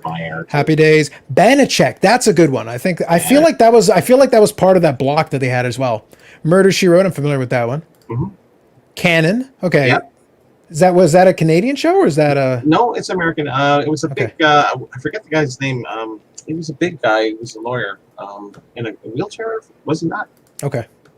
Some of these totally ring a bell. That one I totally have no idea. I didn't know that. But that's all my era, Yeah, I got you. Beretta was my favorite of all in those cop kind of ones. Okay, fair enough. In the Heat of the Night, nice. there's a callback. Later, yeah. Yeah, Shaw Cards. Shaw Cards. So Shaw Cards is new. Good evening, Shaw Cards. Hill Street Blues was a classic. Fair enough. It was. So, I'm assuming that's Matlock. Yeah, I think Matlock. Littlest Hobo. Yes. Oh my gosh, yeah. Yeah, the Fall Guy. Okay. I had the Special Pliers. Okay. Yep. Corrected here. No problem. Love the 70s shows. Sunday Night was my favorite. Absolutely, Rick. Sounds fair. Jimmy Walker. Jimmy Walker was his name. That was Kid Dynamite there on. Okay, gotcha. Good Times. Yeah. Gotcha. Okay. I think they made non-sports of them. Those cards. A lot of these. A lot of these made shows for sure. So Aussie Card Dead, Days of Our Lives. Okay, so quick story about it. Quick story about the soap operas and Days of Our Lives. Okay. So since we had Shaw Cards up here a second ago, and then speaking of Days of Our Lives, so I used to work at Shaw Satellite here in Canada, which is television. They're mostly out west, but for the satellite, it's all over the country. So I used to work in the call center. That was my job. And I worked in the technical side of it, and I also did escalations. The amount of calls that I would get when people's TV would go down during soap operas, oh my God, if I had $1 for every time I had someone complaining to me they couldn't see their stories. And then sometimes in the call center, we had TVs there because we're on headsets and everything. We're talking the whole time, but we would have the TV on like without the volume so we could watch. But a lot of times I work night shift all the time. So I'd be like, okay, we'd get I'd cherry pick a section of the call center. So I had kind of access to a TV so I could put a game on or something to keep me entertained between, like I'm still talking to you, I'm doing it. But sometimes people would get into this. People love to hear themselves talk to the point that my job was to not like rudely interrupt them. I would interrupt them where I needed to, but for the most part, I'd be like, okay, look, whatever. I'm getting paid by the hour. If you want to take a couple of minutes and opine on XYZ, I'll give you some rope. But then once we need to get the business, we'll get the business. But in the meantime, I can be watching my game. But what would happen is there would be wars over the remote control. And some people would insist on putting on the soap operas. And we'd be sitting there like, literally, you're the only one who wants to. You're watching a soap opera in silence. You can't hear it. You have to listen to it. A football game, you don't have to listen to it. No, you can be looking at the score. You can see it on the screen. I'm like, why? I could never understand why they wanted silent soap opera. I didn't get it. I just didn't understand. So Georgetown Vintage, good evening. Airwolf. That's a long one. Yeah. Melrose Place, yeah. Okay, MacGyver was a good one. Rockford Files, absolutely. One of my favorites, yeah. Edison Twins, okay. That one I'm not too familiar with. Yeah. What era was that one? 70s as well? 80s. Okay. Early 80s, yeah. Dynasty. Okay. Manual Revenge. Sanford and Son for my Canadian That's another cards. one of my early ones, yeah. Okay. Jerry Springer, not exactly the same, but yes. Yeah. It was a show on TV. So here we go. Fun fact, I say the littlest hobo would stray dogs or coyotes, but not foxes. That is an interesting thing that you do, Paul. Oh, that's interesting. But it has to be Paul. Paul would be the only one who would say something like that. And Yannick gets it. Yeah. Maury Povich, at this point, is like, you're the father. Moving on. SCTV, yep, that's fair. That's one of the best. Yeah. I'm watching General Hospital Arcade with the Building of Fire Sunny. Nice. A-Team's a good one. Mr. T was classic. That was, for sure. Yeah. I think the TV discussion really struck a nerve with folks. They're bringing up all their favorites. Simon and Simon. There was Heart to Heart. Okay, what was Simon and Simon about? Wasn't it a girl and a guy that were husband and wife? I don't know. You have to tell me. Heart I'm to not sure. Heart. That's Heart to Heart. Simon and Simon. Boy. Does anybody remember? Because there were a lot of these lame shows that I remember scanning through, and there were a lot of them. Like there were tons. Does anybody remember Perfect Strangers though? Not a particularly good show. Not a particularly good show, but interesting. Yeah. The Dance of Joy. Yeah, the Dance of Joy. And the pig snouts. Yeah. Yeah, exactly. It was an interesting show. I loved it. It was something. It was definitely something. Well, we share a lot of the same kind of humor in watching. I went through your DVDs of what you were selecting. The video. Yeah, it's a horrible movie, but I really like that kind of stuff. Yeah. Yeah, I like the. No, like I can acknowledge when it's objectively a bad movie, but that's why I say like your credibility is only in your ability to look, accept that it's bad. Yeah. I can accept that it's bad and still enjoy watching it, understanding that it's bad. That's right. I bought it and paid money for it, so clearly I thought it was good for my purposes. But it's no, that's fine, no worries. Howdy doody, we're going way back. Yeah, we are. See, Ozzy Carden like that. You are not the father. Luke. Night Court, Love Island. Yep, we got it. We got Alf there. Fantasy Island. Oh, Love Island's a new stuff. Isn't it? Oh, Two Brothers Who Were PIs. Maybe that was the Simon. Yes. Yeah, there's a lot there. Yeah. Yep, Balky. That's Perfect Strangers. Absolutely. Empty Nest, I think, is the one he's talking about here. Mm-hmm. So Andy loved Perfect Strangers. There you go. Yeah. There you go. Balky, full name, Georgetown Vintage. Thank you. Yeah. Yeah, no worries. Top 3 sitcoms from the 80s. Okay, so here we go. Mr. Wonderful's going to be controversial here. So top 3 from the 80s. Cheers, Who's the Boss, and Growing Pains. I'd have to say yes. Cheers, I think, qualifies because it was a big show. Like, it was a big show at that time period. Who's the Boss I liked, for sure. Oh, that was a big show. It was. No, for sure. It certainly was. Because all his things used to get out there. And But that's kind of how you can tell, right? Full House, What a Lost Boys movie with the 2 Corys. Yeah, there you go. Simon and Simon were PIs, got it. All in the Family, a 70s classic. Cheaters. Nice Ozzy card. Oh, yeah. Okay, so Carlos's second story, since you brought up Cheaters. Okay, so there we go. Hey, listen, I gotta have since we're sitting here chatting about this, like nobody clearly wants to talk about cards at this moment. That's not on me. Like we've talked about the stories, Bobby. Like I don't know what else to tell you. Okay, so quick story. So back when I was over at the University of Guelph, in the history department, part of what you'd end up doing is you write a lot of history papers. And these papers take a lot of time. You got to have a stack of books and microfiche and all that good stuff. And you've got all these materials. And it takes hours. And I'm one of those guys who likes to do it last minute. I'm just going to write it all in one session. I'm just going to go. Apparently, sleep is an optional thing. But you need to have something on in the background. 99% of the time, I would play music. That would be my preference. But if I wasn't going to do that, one of the things, because I was a night owl, I got so adept at finding out the channels on. You could go... I want to say there was Cheaters. There was it's not Love Boat. There would be a bunch of these dating shows, like a blind date and stuff like that. But there were like 3 or 4 of them that were almost identical. And I want to say Love Boat was one of them, but it was like a lame dating show. So this was not the Love Boat. It was something else. It was a lame dating show. And basically, I knew, and I was able to bounce around with them. So there were like 5 channels, and you could watch 2.5 to 3 hours of these shows, half an hour at a time, one after another, between the hours of 1 and 3 to 4 in the morning. And that's how I knew that I did too many all-nighters, because I knew exactly what channel they were on and what time they were on. And I would put these on and I'd go, what is this crap? And I would still go on. I'm like, I need to stop doing all-nighters. I need to do this during regular human hours. This is trash. It, though. Like Cheaters was so poorly done. It was terrible. It was like a train wreck. Bobby, it was literally Bobby, that's the point. It was literally a train wreck to the point that I was like... It's like clickbait titles. It was like, oh, and then they showed the It was all heinous. It was all heinous. It was absolutely atrocious. All of it. Funny. It was funny. Yeah. Okay, so all of the family. Here we go. Fraggle Rock. There you go. Wow. Jersey Shore. Really, man. Jersey Shore. Easy. Saved by the Bell. Charles in Charge. Okay. Apologies. You can't help yourself. Yeah, I don't know if an apology gets you out of Jersey Shore. Here we go. Now we're getting, Chips. Now we're getting up there into the 2000s. Yeah. Cops. Can't believe nobody says the Cosby Show too soon. Oh, easy. Yeah, absolutely. Trailer Park Boys, Love Connection. I don't remember what it was. I wish I knew remember the exact name, but there were like 3 or 4 of them that were almost That would identical. probably be one of those Love Connections. Maybe. To Catch a Predator. Settle down, Ozzy Cardad. Putting Pops through that. Yeah, exactly. The 24. Jeffersons. 24. That was with Kiefer Sutherland. I grew up with Kiefer Sutherland, eh? You grew up with Kiefer Sutherland? Yep. Okay. Yep, we were friends. Oh, interesting. There you go. He's Canadian. 100%. So Bonanza.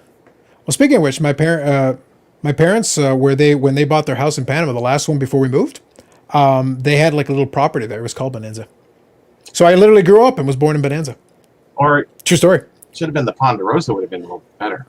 I'm not the one who named it, Bobby. This was not on me. I didn't have a choice in the matter. That was a great place to eat in Toronto in the 70s, the Ponderosa restaurant. Yeah. But they don't have them anymore. Yeah. Or maybe listen. West. I don't know. It is what it is. What are you going to do? In the U.S., they still have Ponderosa, don't they? Steakhouse, kind of whatever steak. It's like overly marinated. Naked dating. That I know that was a show. Some guy. I don't know if that. I don't think that wasn't in the sequence that I had there. But there's definitely a thing. I wish I remembered the exact sequence of it. But it was so lame. All those shows were terrible. Barney Miller. I loved Barney Miller. Okay. So WKRP Cincinnati, Gilligan's Island, Three's Company. Yep, Three's Company. Yeah, Three's Company was a popular one that I watched. So let's see. Let's see if you guys, because you guys are enjoying naming off shows. So let's see if you can switch. What do you got as far as either medical or legal dramas? What do you got? St. Elsewhere. That's a good one. I was a house guy myself. That's one of the few shows that I sat there and watched all the way through. Me too. For reasons. I really enjoyed House. A lot of good actors came out of there. Yeah, they were great actors. Super great actors. Yep. Mr. Belvedere and Roseanne. L.A. Law, for sure. Married Children. That was a legal drama. I know Shomei's getting caught up. It's fine. Illegal drama. Maybe. Yeah, Shomei's getting caught up. It's fine. Don't worry. I'm just teasing. General Hospital. Not exactly what I had in mind, but fair. Legal drama was actually canon. That was Okay. From way back. Right. Perry Mason, Doogie Howser. Okay, that's fair. Panama was the answer to Final Jeopardy one night. Southernmost country in North America. Yeah, I kind of considered it Central America myself, but I can see that. I get where you're saying. I get the Van Halen version all the time. Well, that always used to be the running joke. Is that the Van Halen thing? It's like no, this thing, that one, not Van Halen. The song has the name in it that has nothing to do with Panama. I was a Van Halen night. MASH, Mork and Mindy, Murder, She Wrote, MASH again. Here we go. Oh, we got it with the asterisk. That's key. In the Heat of the Night, we've covered. Night Court, we got. At the Ground Round, eating ice cream out of mini batting helmets. Oh, okay, gotcha. I'm surprised it took that long for somebody to pick Blossom. Not a legal or medical drama, but Blossom was a big show. It was a big show at its time. Didn't she go on to being on? She was on Big Bang Theory. Yeah. Mm-hmm. She did and very she well. had her own show after another one too. No, for sure. No, like I said, I'm not calling it a continent. I just always kind of treat it as kind of that middle. But I guess you have to have a cutoff for North America, I suppose. So I guess Panama qualifies. That's fair. Welcome back, Cotter. Law and Order. I actually got into Law and Order a little bit last little while because it's on Prime Video. It's so lame though. I kind of enjoyed it. And the guy who was the district attorney on the original Law and Order, I was scanning through. A bunch of movies the other day because I was starting to pay attention to a lot of boxing stuff because there was an audiobook on the heavyweight boxing lineage that I listened to. So I started paying attention to a little bit about Jack Dempsey and a couple of those guys. And there was a lame movie in 1983 about Jack Dempsey. And the district attorney from Law and Order, the long time one there, that guy was actually the guy who played the manager of the. As soon as I saw, I recognized. I know you. Younger, but yeah. Yeah. But I thought it was a fun coincidence. Like, I recognize you. That's cool. He was in a lot of stuff. Oh yeah. It's kind of He's a good actor. He's a good actor. The 70s, they reacted. A lot of the stars kind of went from one show to the other show, and same thing with the 80s too. Yeah. Now the Dempsey movie was 83, so it was just maybe a couple of years before he got onto Law and Order. But Law and Order was a long-running show. Lots of seasons, lots of episodes. Let's see here. I'd like to sing Enema to Van Halen's Panama. Fair enough. Magnum P.I. Roseanne again. Here we go. Yeah, Brad's getting flashbacks. It's a lot of shows, guys. A lot of shows. Different strokes. Yep. This is. I want you to know we've definitely broken the record for most comments in the live stream. 100% broken it. We shattered it. Monkey Magic. Is that Australian? I genuinely don't know what that is. Not Hey Hey with the Monkeys? Now, it's not a TV show, but you know what I really enjoyed? I enjoyed when they resurrected American Gladiators. But when they resurrected it that second time, they also did various international iterations, including Australian Gladiators. And just so we're clear, guys, Australian Gladiators is my favorite. No question, no doubt. It was... They all got into these characters, and I'm just sitting there like, this is so gloriously Australian. I love everything that's happening right now. Mm-hmm. Everything. It was like Middle Earth. Listen, I would sign on for like 4 more seasons of Australian Gladiators. Put it straight into my veins. I enjoyed it. I had a good time. I think this is SVU, I'm guessing. I think Law and Order SVU is still going. Yeah, I think it is. Hill Street Blues, Home Improvement. Home Improvement was a great show. That's a good one. Yeah, okay, here he clarifies it. That's for you, yeah. 21 Jump Street. Jeez, yeah. House of Cards was so good until Kevin Spacey ruined it. He ruined a lot of things. And it was like I enjoyed his portrayal. It was so good, but it got wrecked. Charles in Charge, the movie Colors changed my life. Okay, fair enough. Mike Myers' first acting gig was on Littlest Hobo. This does not shock me. Yes, it was. Marky Marciano was best friends with your grandfather. That's cool. Nice. Gladiators was gloriously atrocious. Exactly, Ozzy Cardet. You get it. And believe me, I enjoyed all 3 iterations that I watched. I watched the American Gladiators because Gina Carano was on it. You had Hulk Hogan co-hosting with Layla Ali. By the way, that was terrible too. But it did hold a candle to both Australian Gladiators and UK Gladiators. Yes, UK Gladiators. So good. I'm going to have to watch some of those. Oh, you got to find the replays. It's so good. Mwah. So good. All right, so Matlock was addictive, greatest lawyer of all time. Fair enough. Dinosaurs, yes. You know what? My dad loved dinosaurs. That was a good one. Not the mama. That's a good line too. Yeah, dinosaurs was a good one. I would agree with that. What year was that? Dinosaurs, I want to say was in the 90s. It wasn't the 90s, but like I want to say mid. You guys can fact check me on that. I genuinely don't. I remember watching it. I just don't remember exactly where it was. House, definitely, 100%. Spectreman and Speed Racer, early 70s, Victor. Interesting. Spectreman and Speed Racer. You got me? Really? I'm not too familiar. Wow. Doesn't ring a bell. Renegade. Now, what's funny is for a lot of these shows and stuff, you ended up with a lot of those, a lot of the actors and actresses in it ended up in a lot of those Battle of the Stars. They would have a lot of the specials. Hollywood Squares, you name it, they were got everywhere. I'm surprised we didn't get a single Incredible Hulk. No Lou Ferrigno cameo, nothing. Yeah, come on, guys, you've gone in so many directions. Like I'm just throwing it out there. Okay, so 93. Here we go. Yeah, so early 90s. That's fair. Who remembers Punky Brewster? I think they even did a remake with Punky Brewster. I think the actress who played Punky Brewster as an adult came back to do another show or a movie or something. They still didn't go anywhere after that. Neighbors, Saved by the Bell. Saved by the Bell was a big one for a while. Oh yeah, what's his name? Killed himself, eh? One of the kind of weird. Was it the guy who played Screech? Screech did. Yeah, because I feel like that would have been the guy, Dustin Diamond or something. Something like that. I was beyond my time, but my sister watched. There's 10 years difference between me and my sister, so I got to see a little bit of what she watched. Yeah, Sol and Moon Fry, right. Oh. See, Paul, here's the thing. I think you're thinking the $6 million man. I think he's thinking the $6 million man. You know why? Sasha T. No, he's thinking the $6 million man. That's Because the if he, $1 million Charizard. because if he's thinking about the $1 million man, that's this guy.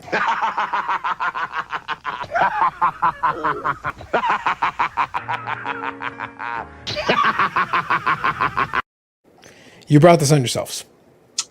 Yes. That was not my fault. I did not do that. Well, yes, I did, but I was provoked. I was provoked. Degrassi. Yeah, Sully Moon Fry. Yep, gotcha. Screech. Dustin Diamond. Got it. Yeah, I think Paul was angling for that. I think that's exactly what he wanted. Why the $1 million man would play into this? Who knows? What's the weirdest cartoon you watched as a kid? A lot of those cartoons were weird back in the day. Oh, there's some really weird Look, ones. here's the thing. I love that He-Man was technically a cartoon, but it was a commercial for the freaking action figures. Like it's like, guys, Basically, yeah. it's such a blatant commercial. It's not even good. But you know what I love? Speaking of cackling, I love Skeletor's cackling. Yeah, It was really good. I just enjoyed it. I was like, this is so stupid. Inspector Gadget, qualify one. Dr. Claw was fun. It's some of the voice acting is what made it good. It was a little bit later, but I would say I enjoyed it. I thought it was a good. I thought it was a well done show. I think the Batman animated series, the first one, not the '60s one. I mean the one that they did later on. There was a little darker, but the voice acting was so good, and they got Mark Hamill to be the Joker. It was really good. Like I thought they did a really good job. The voice acting was very good, and they did like this noir with the animation and the themes on it. It was kind of dark. There were some very dark stories in that one. I think that's when Batman started to turn dark, wasn't it? Yeah, but it was really well done. I thought they did a really spectacular job with it. But before it wasn't, so. Yeah, so Vincent Price TV. Yeah, well, the '60s Batman was a different thing entirely. I did enjoy Adam West Batman, but it's very different. Very different. It was fun. Yeah, it was. It was. Saturday Night's Main Event, Adventure Time. Well, life goes on. Yes, nice. I have the power. Yeah. Oh, bloody. Cork. Yeah. Wasn't that? Yeah, basically, yeah. It's a song, yeah. No, you know what? I enjoy it, but it's one of those things where I'm one of those folks that if I watch a TV show, I don't really feel the need to go back to it. I enjoyed it for what it was. So, it has to be something really special. Like, I would consider rewatching House because I loved House so much. I love that character. I love the arc. But House had a weird thing. The first 3 seasons, loved them. The last couple of seasons, loved them. The middle, it took a little bit to get reacclimated because the original team left and they did that whole storyline where they had to reintegrate some new people into it. They eventually found their footing. It did work. They did figure it out. But it took a season and a half there in the middle was kind of like Hugh Laurie was still great, but the rest of it was like the material was a little questionable kind of in the middle there. And then all of a sudden at the end, they finally found their footing again and like hit the accelerator at the end. I was like, all right, this is a satisfying ending. This is good. I like it. I was very happy with the ending. The whole closing arc made me very happy. I enjoyed it. Transformers, yes. Captain Power. Ooh, nice. And the Planeteers. Here we go. Rocket Voltron. Robin Hood. Oh, Rocket Robin Hood. No, you know what I would say? Rocky and Bullwinkle. I love the Rocky and Bullwinkle. Bring on Moose and Squirrel. But actually, Rocket Robin Hood was a Canadian production. If you remember, it was just a futuristic Robin Hood. It was well done. Very well done. I do vaguely remember because a lot of it got to syndication.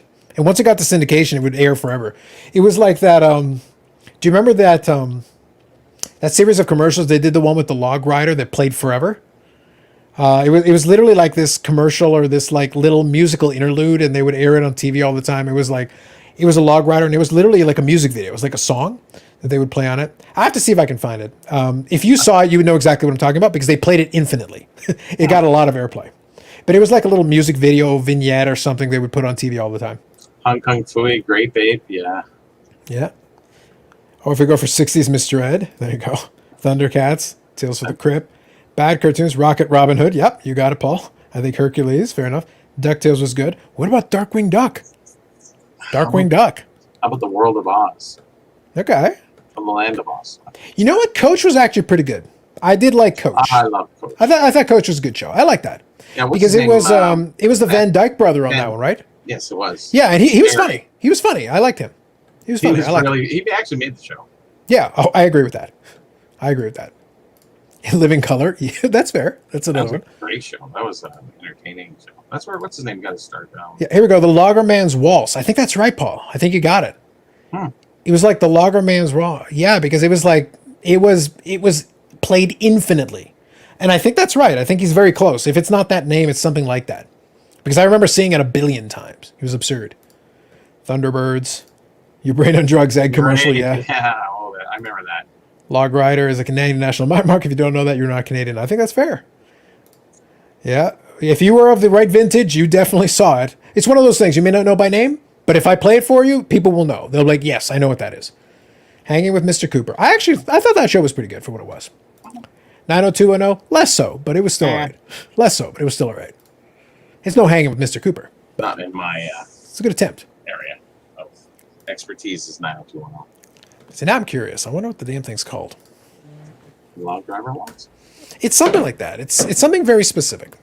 I remember the Canadian Hitherland. Remember they had that interlude in between the commercial. It was between the commercials and between the show. It was kind of, they were showing the wilderness and these loons whistling, and it was, I don't know what it was really about, but it was sort of a little break in between. Yeah, I think that's fair. So let me screen here. Baywatch. Yeah. Baywatch. Parker Lewis can't lose. Yes. Is See, it Parker Lewis? I know there was a Can't Lose. I wonder if it's that one or something else. I like Baywatch the movie. I thought it was really good. Oh, did you enjoy it? The one with The Rock? Yeah, that was really Okay. funny. Knight Rider. I'm sure there's somebody out there who has a copyright on that. It should be public access, but I don't know if they actually have a thing on it. Pet Sematary. It should be a clip. Oh, for sure. I mean, I'll YouTube. see if I can locate.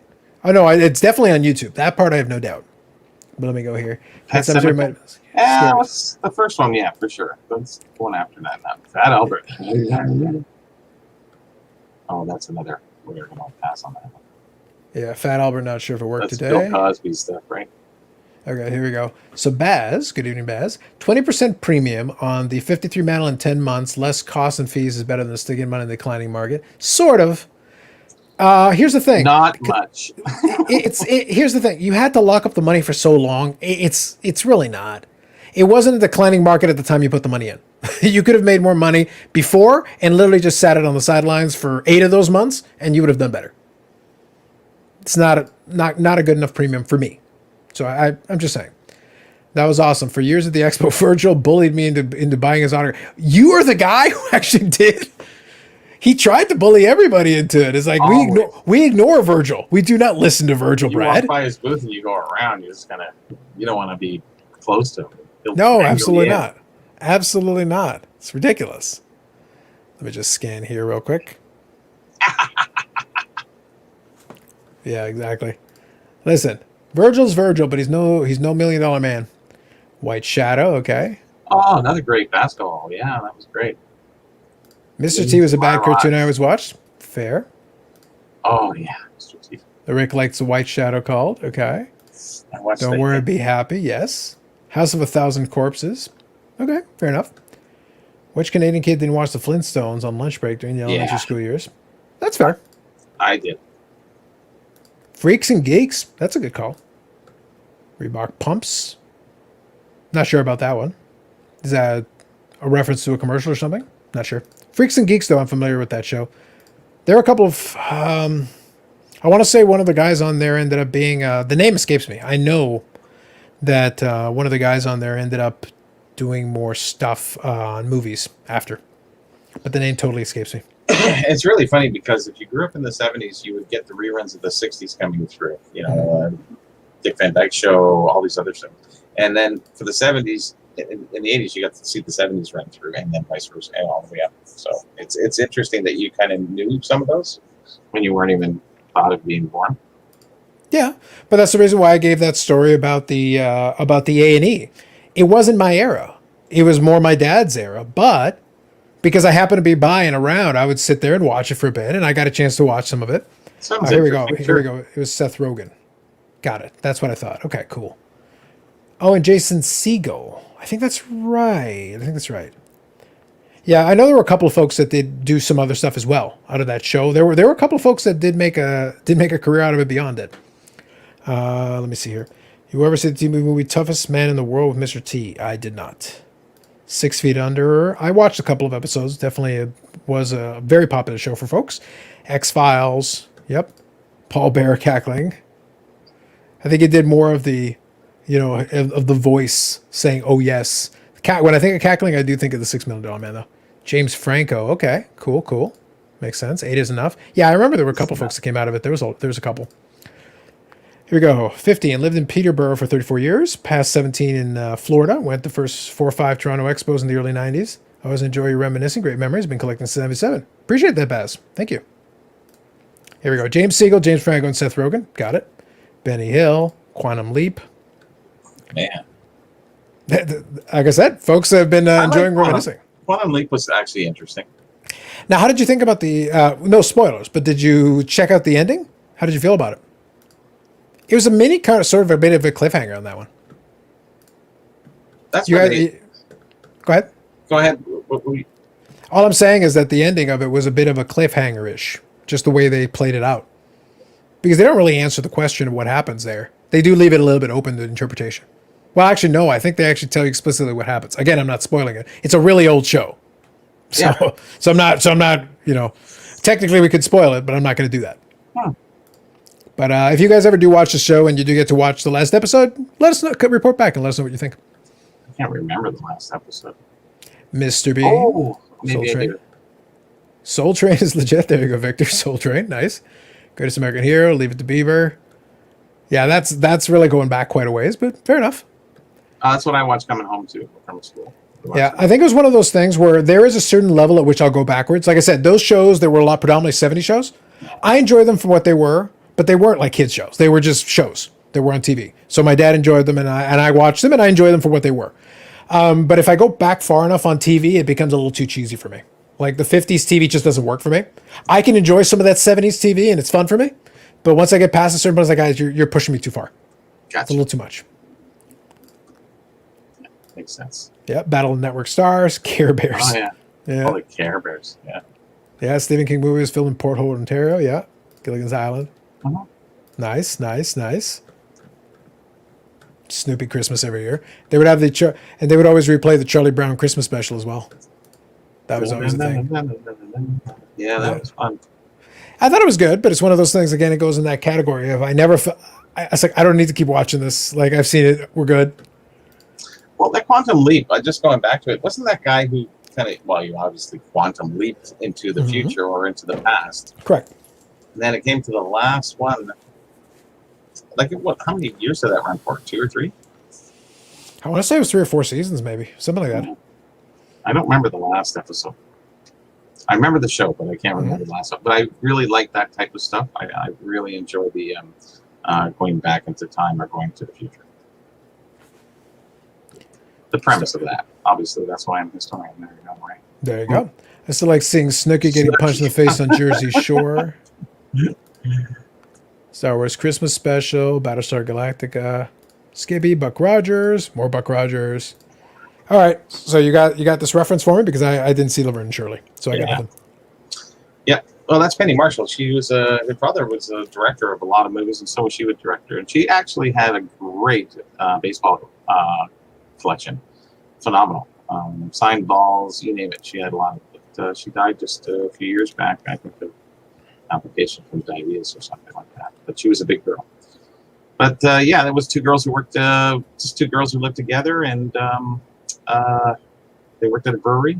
No, that part I got, but the thing is, Squiggy is the character that Rage is referring to here. I don't know the character. Yeah, I know Laverne and Shirley were the main characters of the show. He's kind of a cool guy, but he's a geek. He wants to think that he's a cool guy. Okay. So he'd go, "Hello, hey girls, how you doing?" You know, he was kind of like the butch kind of, or not the. He wanted to be tough, but he was soft. There was 2 guys and 2 girls, so Squiggy was one of the other guys. I'd be concerned if my name was Squiggy. Like at that point, I feel like the gig is up. You just say Squiggy, no, and you're good. Nice, well done. Yeah, I Love Lucy. Yeah, so my mom's favorite. There you go. Yeah, I Love Lucy was super popular. We Canadians were sheltered and had great lives in the 70s and 80s. If you say so.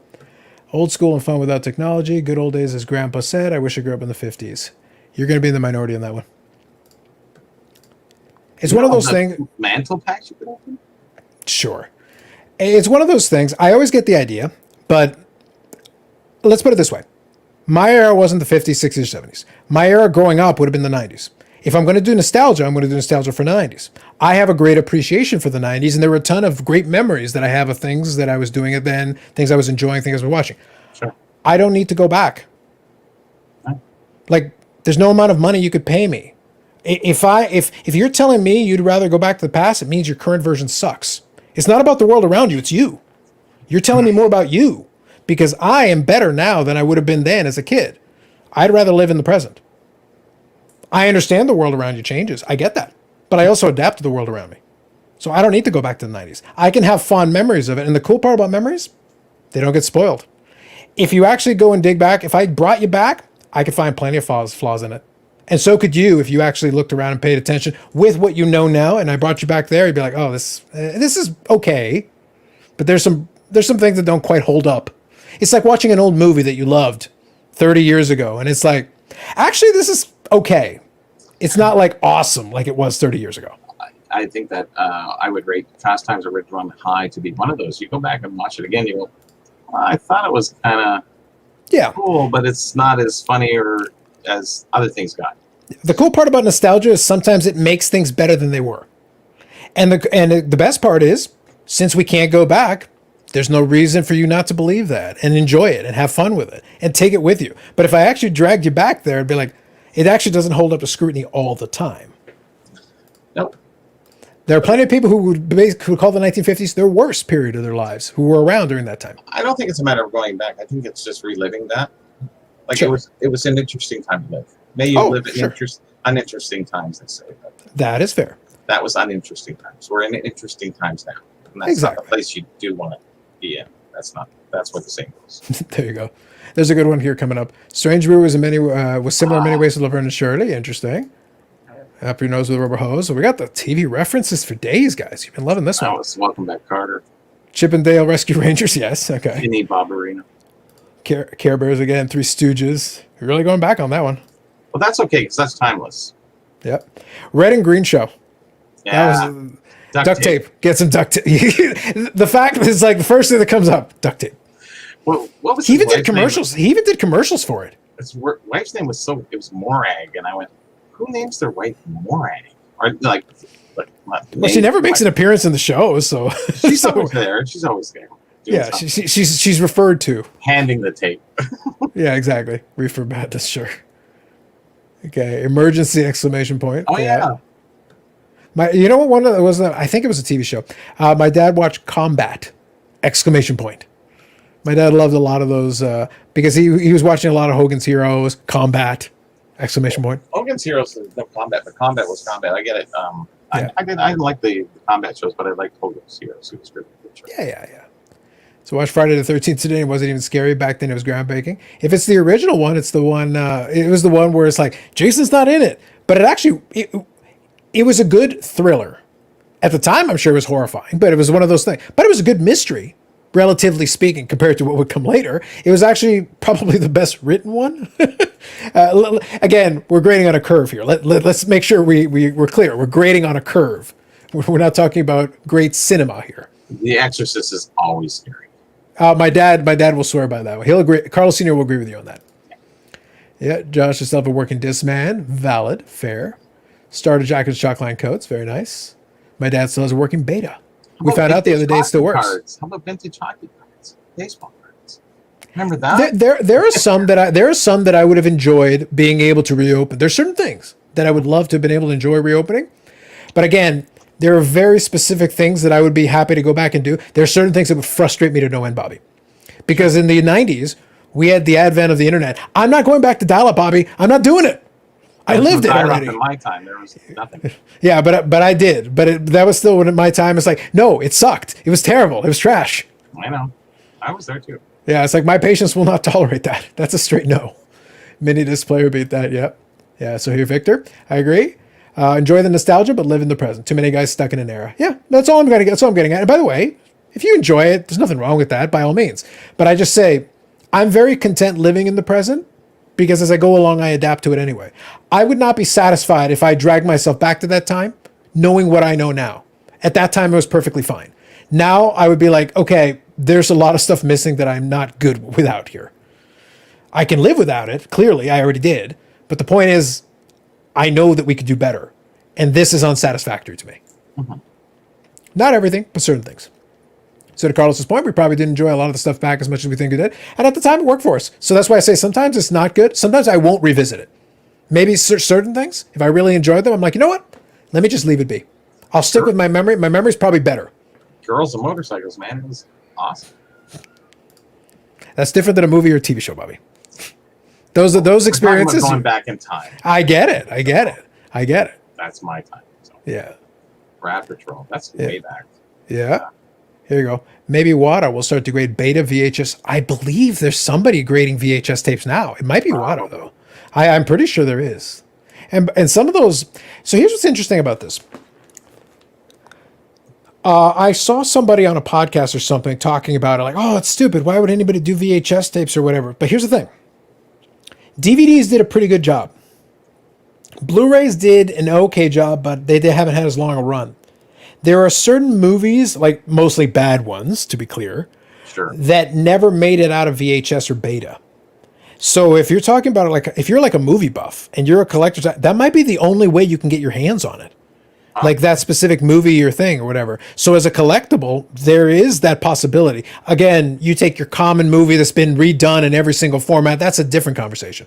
But there are certain things where sometimes there's some stuff that never made it into the other format, or something similar to what happened with Star Wars. Because on the Laserdisc version, you get the theatrical version without it getting mucked up and mucked about. By the time it made it onto those VHS and Ultra and later versions, you're getting the modified editions. Yeah, I think it's similar to the 8-track tape kind of scenario. It can be. Because there was that transition time, and then things that were on 8-track didn't get on 8-track or didn't go on for long, so they're very short print runs. Mm-hmm. I think we've already had that market go, so it might happen with VHS, but I don't see it doing no, for sure. much. But I'm using it's a niche market. Let's be clear, super niche. Super niche. But we already have that with, like I said, Star Wars on Laserdisc is basically the original version. So if somebody legitimately wants to have a copy of the quote-unquote theatrical version, they basically have to go to Laserdisc. That's the format. It's like, oh, but it's an antiquated. Not my problem. The point is, if you want the original before they started modifying it, and then special edition came out and all this other stuff, the newest version looks crisp. Like you go watch the Blu-ray version, it looks great. It sounds great. It's been remastered, all that wonderful things. It's not the theatrical version exactly. Small little adjustments got made along the way. Yeah.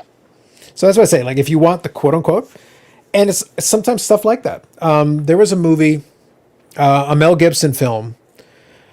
What was the name of it? There was one that was done that basically it was him and Lucy Liu was in it as well. I don't know if you guys can remember the one I'm talking about. It was a Mel Gibson movie with Lucy Liu, and the whole gimmick was that Mel Gibson was basically sort of a bad guy, but he was like an anti-hero. And the whole idea, not Ransom. It was, I'll see if I can find it, but I know there's a specific one I'm referring to, and there's a reason I'm bringing it up. And it plays into exactly what I just said. So when your kid tell bad acting storylines, alarm clock with a working cassette player, that's old school, well done. I miss dial-up, you're on your own, Aussie Card. Trust me, this would not work on dial-up. Pet Cemetery, yeah. Roulette Card. Underappreciated. 87 Fleer baseball was printed in Canada. That's fair. That's a variant. AOL, yeah. Remember why playing Dreamcast over dial-up? Yes. Dreamcast was pretty ahead of its time. It really was, because it could connect to the internet. It had a very primitive browser. Think of an item that came out in 1999, a video game system that could connect to the internet and a browser, which is really impressive for that time period. Sound of dial-up booting up is still tattooed in your brain? Correct. Sure. I want to go back and buy a 52 Mantle. No, it's like, there are arguments to be made against some stuff. But here's the thing. As soon as you have access to that, Rick, so does everybody else. And it turns out it's common as dirt. That's it. Yeah. For some folks, that immediately gets rid of the appeal. It's not as special, right? No. There's nothing better than a sleepover watching American Ninja, Commando, Reanimator. Oh yeah, Commando. Yeah, Commando I loved. I'll break your neck like the chicken. Listen, you talk action movies, I'm in. You got me. I literally built this channel was built on those action movies. I love in Arnold movies, old Arnold movies. Oh yes. Red Dawn, all the stupid, funny stuff that he did. Hashtag VHS, hashtag invest. Correct. Don't drink and bake. In the middle of typing ASL, yeah. Getting the scanner ready, that's right. Old school Atari computers in the early 80s with phone modems. Yep. That's right. Look at how rare the movie Reanimator is. Yeah. No, there's some movies that are very, very obscure. And then that happens. Investment Grade Services does VHS and DVD. Okay, I thought somebody did. That sounds about right. X-rated movie covers that leaked. Not too familiar. 3 Minute Baby, Apocalypto, IGS also has a pop report on their site, Sega CD. Yeah, talk about old ones. I'm going to see if I can find this Mel Gibson movie because now I'm curious. Here we go. I'll be back in 1 second. Yep, go for it. Very cute, Aussie Card Dad. Very cute. By the way, just out of curiosity, I think I know what it was. I think the Mel Gibson movie was Payback. I want to say it was Payback. Maybe. Mel Gibson? Payback? Yes, it was. That's the one. Yep. Sega CD had some great sports games, but that played in VR mode. Hockey and basketball is what I remember. Yeah, it was always that was an interesting era. They were trying stuff. I like the idea. I love the idea, and it had potential, but it was, I would say, without rehashing the whole Sega era, Sega tried to do a lot of stuff to extend the Sega Genesis, and they're like, okay, we'll tack on Sega CD, and then we'll try to do this other thing. And then finally, it became this weird thing where they just couldn't get to the next generation after Genesis. And Genesis did so well that they were stalled, and they did the Saturn, which I actually liked the Saturn. I thought it was a cool idea, but it wasn't quite ready for prime time. There were some things it could do really well, though. And it's unfortunate because the Saturn is actually not a bad system. It got lost in the sands of time a little bit. And then by the time they got to the Dreamcast, which was a great system. For that time period, it was a great system. PlayStation was coming, and the end was nigh. Yep, Sega Saturn was the bomb. House of Frankenstein, yeah. Mad Max. Yeah, it was Payback. Sega CD had the best version of NBA Jam. I think that's fair. Yep. Atari Jaguar. Bold. Panasonic 3DO. Look at you. Nice. So yeah, it was Payback. And here's the thing. I don't know if you guys are familiar with this one. Payback. Okay, this is really important. I want to make sure I get Rage's comment on here. Okay, so here's the cool part. I don't know if any of you guys have ever noticed. So there's two versions of Payback. There was the theatrical version, and then there was like a director's cut or whatever. But on the Blu-ray for the longest time, you had the theatrical cut or whatever, and I think one of them was completely different than the other. One of them was actually recut with more footage. And what ended up happening is that on the original Blu-ray version, though, you'd get, I want to say it was the theatrical version, maybe? I can't remember. It might have been the other way around. But anyway, so they're basically two different movies. Like literally two different films. And I was like trying to find the version that I wanted to see. Because in one version, he's there and he actually has like a villain that he's fighting with. And the other one is not exactly the same. It's the same character. There's elements of it that are similar, but there are certain scenes that are completely recut. It's the same movie. It's two different variants. And I actually ended up having to go and import a copy that had both versions, which was hilarious. But yeah, if you got the original version of it, you weren't exactly getting the right one. So it's kind of a weird one. So it was like having an alternate ending, but it wasn't an alternate ending. It was actually a complete recut of a good chunk of that film. The ColecoVision, yeah. Atari Jaguar game versus Alien versus Predator, yeah. Sega 32X, yes. Turn event into I Am Legend. Okay, that's fair. Gave it that show before Atari. Appreciate it, Brad. Have a good weekend. Enjoy. Sealed VHS is pretty rare. If it depends, right? Because there's two different, like if it's an obscure film that's rare, but nobody's heard of it and nobody cares, well then it might be rare, but no, it's not going to have any value.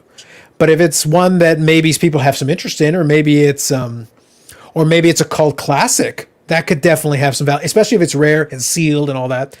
So, Bobby, what I'm going to do, let me put on here. I was able to figure out the movie that I was talking about. It was called Payback by Mel Gibson. Payback. And I'm actually, and let me grab something here that's kind of fun. So there's a little throwback for those of you that ever watched the old ones. I'm going to grab my copy of Payback, and I'll show you exactly what I'm talking about. But if you get the North American version, you don't get the same thing. Or they might have come up with a later edition. There is a difference, and I will show you. Okay. So that's why I say I picked that specific example for a reason. It plays into that whole VHS idea. But I will be back in just 1 second. Hang tight, guys. And Rage was able to pick up on that. So I'll be right back in 1 sec, guys. Yeah, sealed VHSs. I think there's quite a few of them, especially the old horror films. I think a lot of people like those, or getting back to the old Jason movies or what have you. If you have a sealed one, I think it would be pretty cool to have that in your collection if you're a collector. I know the horror people, there's a large collecting base for them. I don't really go for horrors too much. I don't really get into them that much. I really like I like comedies, and a lot of you guys mentioned Baz. Oh yeah, jeez, man, we've had more people chime in today than anywhere else. That's incredible. News that leaves your brain scrambled. Google, Meet the Feels. Yeah, a lot of great movies out there. I've watched so many movies. I love watching movies. I actually put them on in the background and I know the whole movie. I've watched many, 10, 15 different times.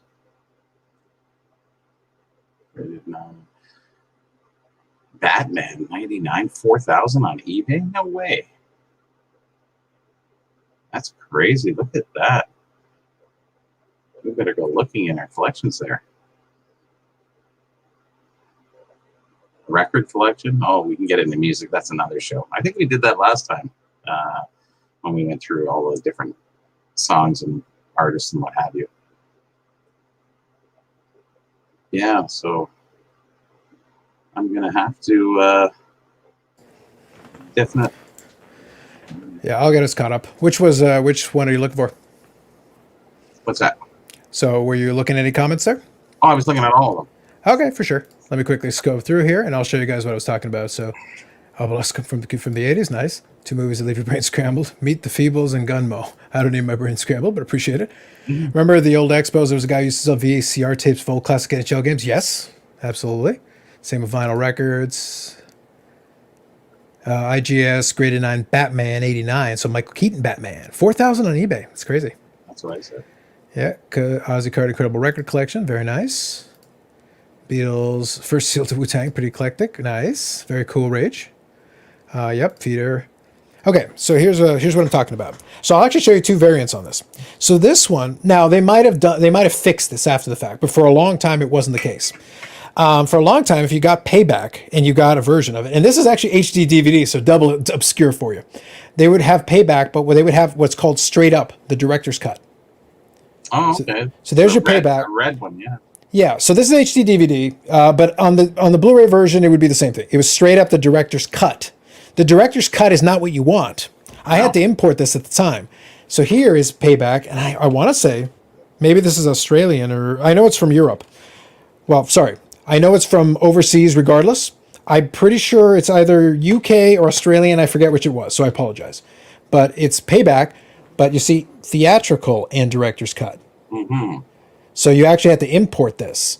So this one has both versions. So you actually get the whole thing.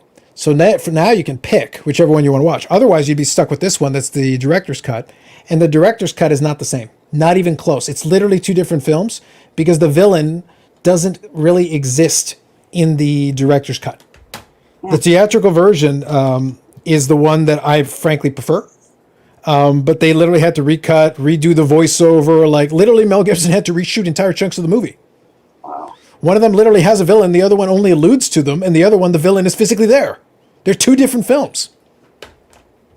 Amazing. So it's like, it's not even close. So imagine if you're a collector and you're looking for the theatrical one and you realize, wait a minute, this isn't the right movie. It's like, well, it is and it isn't. Sort of. Yeah. Yeah, the director got their hands on, and I don't know why they didn't release the theatrical one the first time. I don't get it. That's weird. It is like the theatrical one to me is the better film in my opinion. I prefer it. That's just my opinion. I prefer it. Interesting. Yes, Paul. I do remember the hilarious House of Frankenstein. It had some SCTV guys in there too. But that's where having the physical copy is sometimes fun because for the longest time it was hard to find a streamed copy. If you wanted a streamed copy, it was actually tough to get. It depended. I'm pretty sure now they've got it, but it was tougher back then. IGS graded steel VHS does very well on eBay. Okay. Maybe Nat should buy IGS. The next part of the Infinity Gauntlet. Taped in Hamilton, House of Frankenstein. Beachcombers. Oh my gosh. That's Canadian. Actually, do you know Bruno Gerussi? He did a hockey record of 45. I have a picture of it too. So Nice. I pull it up. You ever see remember the Beachcombers? Really, it doesn't ring a bell. I'm sure I heard of it at one time, but I genuinely don't remember. It was a very funny Canadian show. $65. Jeez. Okay. I guess in the world of grading, mind you, the size of the case you'd have to do for a VHS or a DVD would probably make sense. Mm-hmm. One of the greatest films in history is Once Upon a Time in America with De Niro. It's not. No. I thought it was Once Upon a Time in Mexico. That's the one I remember. No, there's one time. That one's good. In America with De Niro? I think it was. Wasn't it a mafioso kind of movie? It could be. He did a lot of those at that time for quite a while there. Yeah. I remember the original 3 Men and Baby scene would remove the ghost of a kid holding a shotgun behind the veil of a front door when the scene panned. Pure mind blowing. That's a very specific reference, sir. Very specific. Like cards, I still buy physical copies of everything where possible. That's fair. I get it. Bossing the VHS to see the dead kid. Interesting. Ah. Yeah, I've heard a little things like that. Oh, for sure. Easter eggs, they're called that now, but I mean back then whatever they did. Well, that was part of the fun of if you were paying attention. Certain movies would be like, I'm going to throw something in here for you, but you better be paying close attention. Mm-hmm. You better be really paying close attention because that's the way we're going to do it. And we're not going to tell you we did it. We're just going to do it. And if you guys see it, you guys see it. If you don't see it, so be it. Yeah, I didn't miss much, but those little things, you just didn't know if you saw what you saw, so you just kind of went on. Because if you thought the theater, you wouldn't get to rewind. So I would say, though, part of it is also that it made it fun because then maybe you talk to some friends who also watch it. Hey, did you see that? Oh, I don't know. That's actually what sold me to Blu-ray in the first place. When it first came out, I was watching. It wasn't, by the way, the best example of it, but it was still a fun example. When we first got our Blu-ray player, we got a copy of Face Off. And there's a scene where the two guys are racing on the boat, and then they get launched up in the air. And, you've got the extras, the stunt folks, coming down. It's supposed to be Nicolas Cage and John Travolta, but they're coming down. But what happens with Blu-ray, the resolution is high enough that if you pause it, you can clearly see the two completely different people. Yeah. Whereas opposed to the blurrier version, it's like, it could sort of look like if you squint. But then with the Blu-ray one, the picture was clear enough. It's like, completely different person. And so you could pause it and literally look at that spot. It's like, because on the big screen you could see it. I showed it to my dad and we just started laughing. That's what led to the joke. One year I got him a gag gift because one of movies he enjoys is Jaws. He enjoys that movie. And the joke was forever that I told him, it's like, well, there's a lot of movies that benefit from a high definition treatment, a new transfer, whatever. And I say, Jaws is not one of them. Jaws is one where you remaster the audio and you don't make it HD. You make it 144p. You make it as blurry as you possibly can. Because if you see the shark in anything resembling high resolution, it will suck. It will look terrible. So you know what? Make it blurry. Make it black and white. Make it contrasting colors. Make it whatever you can do to obscure the screen. Put some mayonnaise on your screen so you can't see anything. I don't care what you have to do. Obscure the image. Yeah, my sister has that new TV where you can actually see, and I don't like that. It takes something away. It makes it too real. It looks like it's being filmed right now. Whereas the other ones are more distant. You're not a part of it. You're actually watching something. Yeah. But you get involved in it. But some movies, it's okay. It depends on the film. The joke that I made is that Jaws does not benefit from HD, which is why I bought him the Blu-ray of Jaws. It was a beautiful gag gift because he appreciated he got the joke. Now, by comparison, when I went and bought the box set for the James Bond films, we sat down and watched Dr. No. My dad watched Dr. No in theater. It's a good one. Yeah, but we sat down and watched it because I was curious as somebody who had watched the movie in theater. I was like, hey, let's watch this one and see what you think about it. And we watched it and I go, so what do you think? He goes, it looks really good because they did a great job on the remaster and everything. It looked crisp. It looked clean. The audio was clean. So, but he goes, no, I like that one. That looked really good because it was filmed on really good film. It was a really crisp, well done movie anyway. Yeah. So it benefited. It only added to the experience. Whereas Jaws, not so much. Like, no, go with the obstruction on the screen version. Go with what's the blurriest version I can put on here. I get that. So quickly, I'll touch on this one and we'll get caught up on the comments. Do you guys think this hobby boom, we all just experienced is somehow related to so many people going through a midlife crisis at the same time? No, agreed. Sorry. Yeah, I agree with Bobby. Thank you for saying it. I like that. Very succinct. I like that. No, I agree. There are a handful of folks for whom there was a nostalgic element to it, but the rest of it is good old-fashioned greed. It really was. Just good old-fashioned greed. So 91, what do you think about that boom? Oh, you're talking about the late 80s, early 90s boom? Yeah. Well, that was greed too. It was different. It was in a different manifestation, but it was still the same principal concept. It's the reason why dealers were selling 100-count lots of rookies. Why do you care about rookies? Because we can make more money. We're going to get rich. I get it. Yeah, that's all it was. Infancy, but I think there was a lot that I think that's when everything started to people wanted to recapture their youth, and that's when sports cards really started to become something in the yes, Bobby. But when you're buying 100-count lots of a rookie, it's not to recapture your youth. Not everybody did though. That's the thing. Lots of people did, Bobby. There were lots of them sold, but millions didn't. So, and more millions did. No, they were the ones who disappeared. Guaranteed. No, that's okay. The point is they existed at that time. At that time, they were there, and that's what they were doing. They were buying these 100-card lots of Greg Jeffries in 1988 by the boatload, and that's what was going on.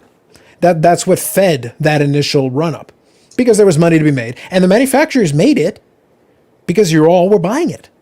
That's all. The manufacturer will only make what they can. If they can't sell it, they're not making it because there's no point. It's not going to sit in their warehouse. They need to sell it to somebody.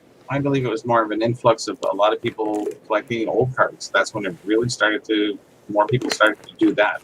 I know the new stuff was still there, but more going backwards, that's when basically everyone started collecting vintage aspect of things, all right through the 90s, right through, and into the 2000s. Look how many people were building sets. Just phenomenal. They're not even new sets. We're talking old sets, the vintage sets. That's what I agree that there were folks doing that, Bobby, but the hobby doesn't boom if it's just vintage. There's not enough vintage for it to boom. No. It's part of it, though. Certainly part of it. Sure, but this was pure greed. This was nothing more than that. Back then, it was a little bit of everything. Because how many people are collecting vintage now? I understand, Bobby, but the thing is that even if you had the increase at that time, the boom was 98% greed in 91. It was because vintage, there's not enough physical cards. It doesn't matter if vintage goes up. Vintage could have gone up 100-fold back then. It still wouldn't put a dent. There was still more Donruss and Topps current day stuff. If that stuff's not being sold, if I take the modern out of it in 1991, Bobby, the market doesn't move. No one cares. No one's paying attention. Well, I think that's when all the dealers started to come in, and I get it, but they can't sell. Dealing in vintage cards too. Some were dealing in vintage cards, but there wasn't enough merchandise to go around. All those card shops that opened up, there were a lot of card shops that opened up in the late 80s and early 90s. There wasn't enough vintage to feed that. They couldn't have filled this. There wouldn't have been anything for them to sell because a certain amount of people would have had some, and then they would have sold it, and then there's not more. Well, I think out of that time, a lot of the vintage collectors who were around in 2000s and really even to today that are still collecting vintage, that's the lion's share of the vintage hobby was started in 91. No time prior. Yeah, I'm not disagreeing with any part of that, Bobby. All I'm saying is that the vintage hobby, while certainly a part of it, it's not a needle mover. The high end vintage will get headlines because it'll sell. That Wagner, that SGC3 Wagner, will sell for millions of dollars. It'll be a big card. But 99%, 56 Topps Commons are not moving the needle to anybody. Even though I love the set, people were collecting those 50 sets. That's all. But they did. No, they didn't. They did not sell enough of those, Bobby. There are not trillions of 56 Topps Commons. No, there wasn't trillion. That's right. So who cares if they sell 1,000, 10,000, 100,000 when they're selling 1,000,000 88 Donruss? I get it. Yeah, it's about dollars. If we're talking about dollars, it's volume. You Sure. don't have enough volume. But I think it created more collectors that time period than this time period. This is not collectors. This is pure money. Sure. Very few for nostalgia. Nostalgia was created in '91.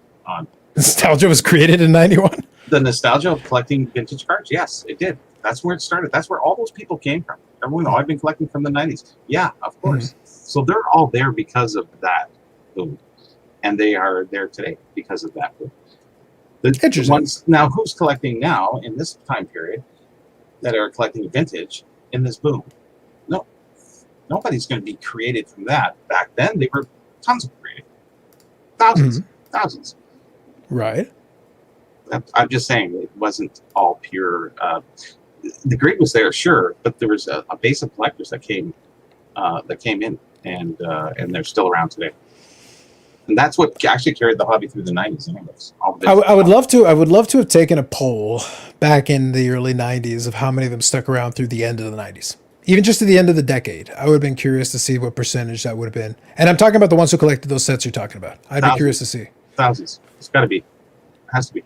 With baseball, football. Oh yeah, of course, it has to be.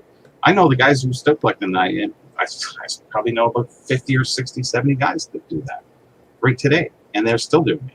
Although they don't collect as much as they once did because they had most of the stuff over the last 30 years. So that's when everything started in the hobby and people started collecting vintage. Prior to that, it was very sorted. See, Jim Becker won't agree with you. He was collecting vintage back before it was cool. He was a hipster. Oh. Yeah. Okay, real quick. I like this comment. Rage says, I agree. Bob Lewis in HD looks like a low-budget film. In a way, to me, like too real. That's fair. I think that's a very valid point. Like Jaws. Bob, if you're off in the distance, you are like Jaws. In HD, it's too real. Some of the 90s basketball games look like they were filmed in the 1920s. That's fair. Quickly, I'll just get caught up here. Right. Double dribble and Bulls versus Blazers. I remember that game. I did play that a little bit. In the NBA playoffs. Columbia House. Good Lord. Okay, here we go. I played baseball with Nigel Wilson, Marlins' first pick expansion draft, and Rob Butler, Jays World Series. Rob Butler also played in the Inter-County Baseball League. I enjoy watching some Inter-County baseball.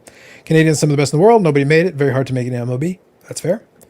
I'm passing about a 100-count lot of Mia Hamm 94 World Cup rookies for $25. They were around 40 to 50 raw now. Probably. Makes sense. I remember the boom of Mortal Kombat being released in the States and not having blood in the game. Yeah. Here we go. Had to call Toys R Us on Christmas morning to get the blood code. Yes, that's right. Well, I remember the game magazines, Game Pro. A lot of them had that on there. But yeah, that was true. Sega Genesis, in order to get the blood activated, you had to put in a code and that would open up the menu to activate it and turn it on. Well, actually, there was a menu as well, but it was, I think, just the blood code gets you turned on by a certain sequence of keys. Boom, late 80s wasn't just greed. It was hot and then cold. My father and I almost bought a Sluggers franchise in Peterborough and didn't pull the trigger in 1990. I'll have to go pull it up because I actually purchased a couple of Beckett baseball monthlies the other day, and I got them the other day on eBay. I'll go through the hot list and I'll let you know how many vintage cards I see on them from the 91 edition. I'll pull out the Sluggers price guide. How about that? You can pull out any price guide you want. I'm talking about the hot list. No, I'm not talking about the price guide. Everything's in the price guide. Actually, they had some nice, interesting sets in the price guide in the 91. Well, Slugger is so big that they put out a price guide. So, and buying one back in that time period, that would have been a good thing. Until. Okay, here we go. We were lucky, Rage. We didn't get nerfed version here in Australia. Oh, for Mortal Kombat. Yep. Yeah, 7 guys fighting. Yep. They did throw millions of 52 Bowman in the ocean. You're thinking 52 Topps, the high numbers. That is the legend.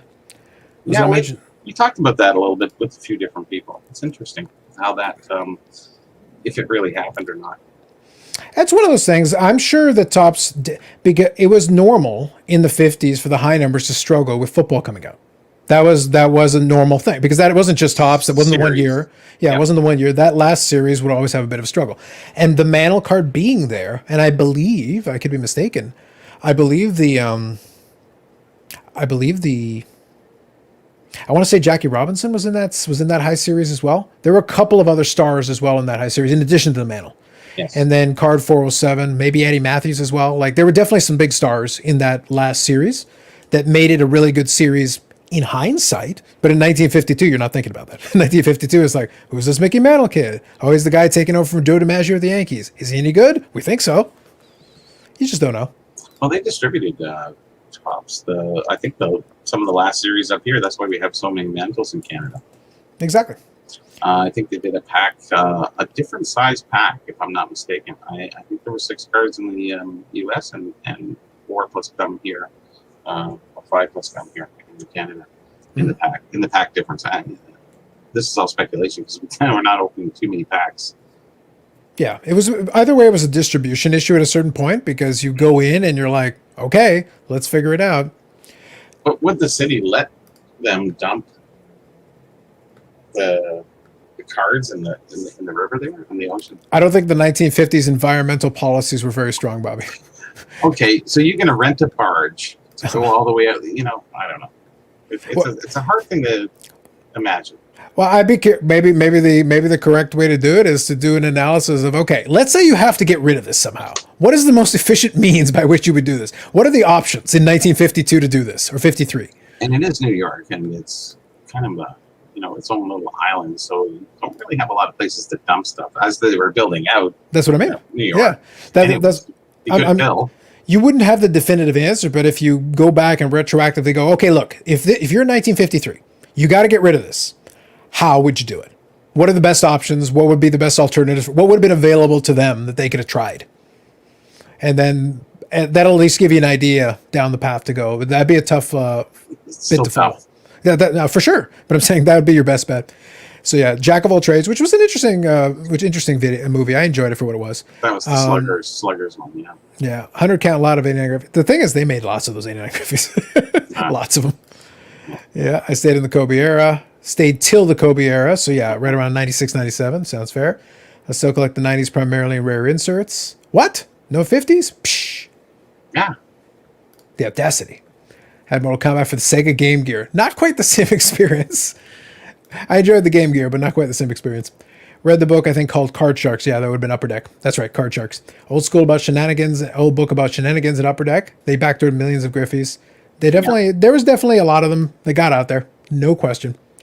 I like Jack of all trades. Probably burned some decent stuff at the end. Should have waited for the boom. No, he didn't. I'm confident from the movie I watched. I don't think it was in condition sufficient for it to be decent, no matter what he had. No. Here you go. ABA, up, down, ABA, ABA, select. Yeah, it's something like that. That sounds about right. Actually, it might be Contra. But there was a sequencing similar to that because you had to do... It was on the Genesis controller. You had an ABC, so there was an up down for sure. It's been too long. I had it memorized in the early 90s. I had it memorized, but not now.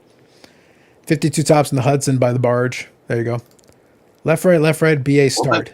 Well, that's hearsay and murmur. We haven't got any proof yet. Yeah. They're great stories, It's like Bobby Orr in the flying goal. Like he was flying through the air already. Goal puck was already in.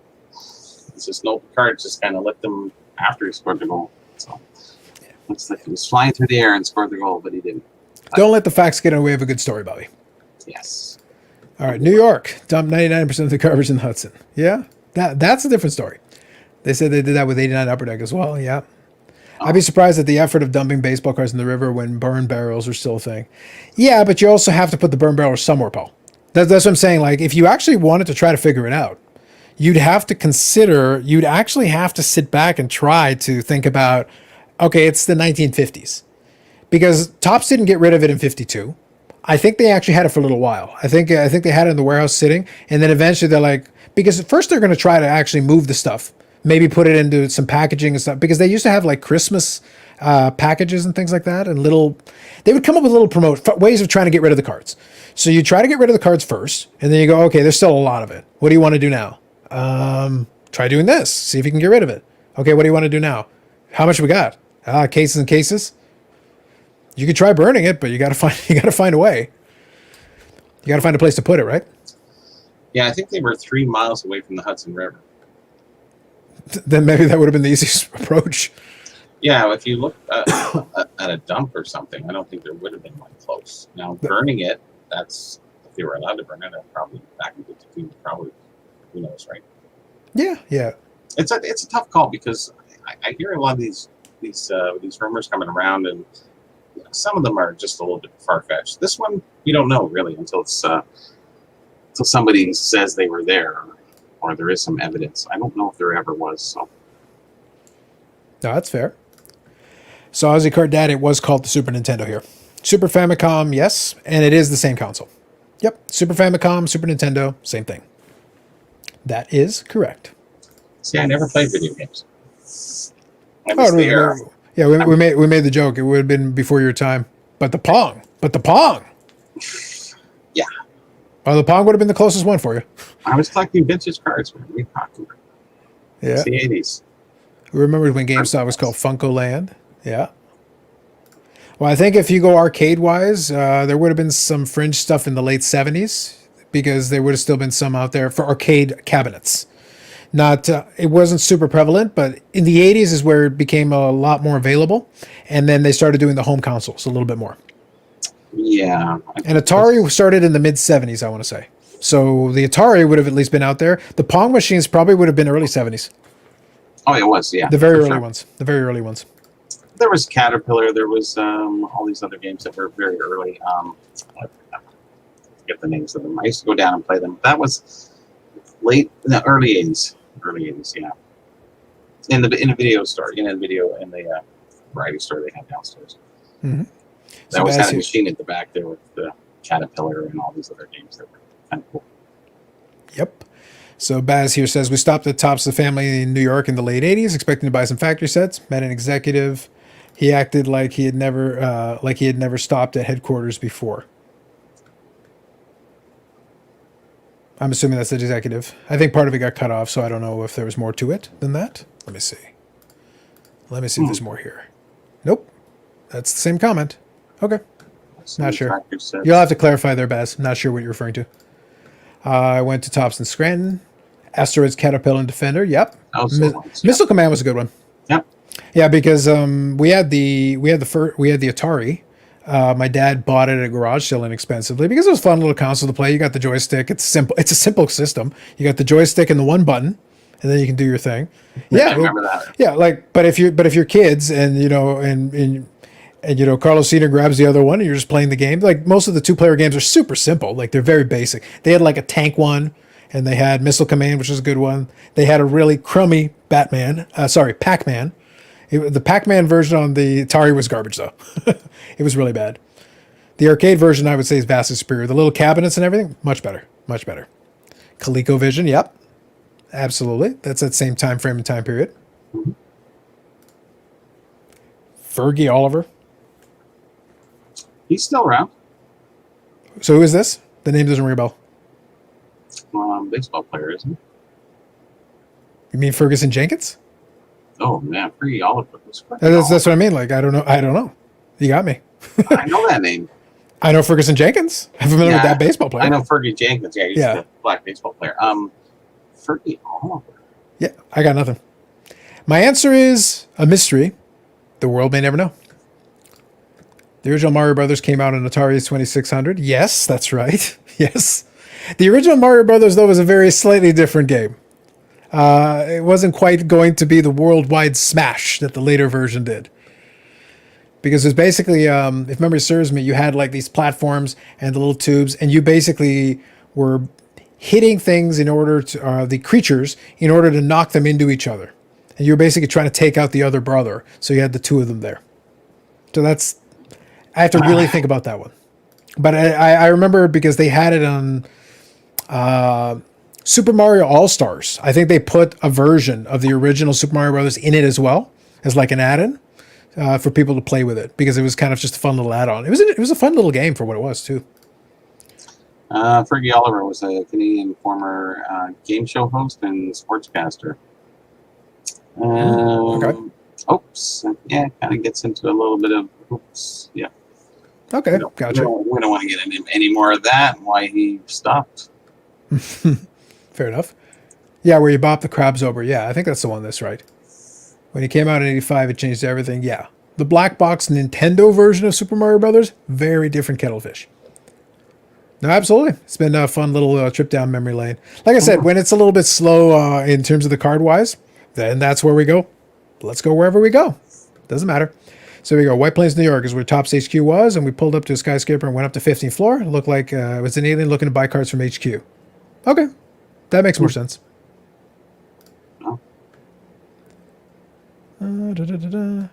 Joust was another of those old cabinets at 8 quarters. Yes. Had a mousetrap with Atari 2600. Pac-Man knockoff featuring mouse versus cats. Okay. Voice of the Jays on TV or radio.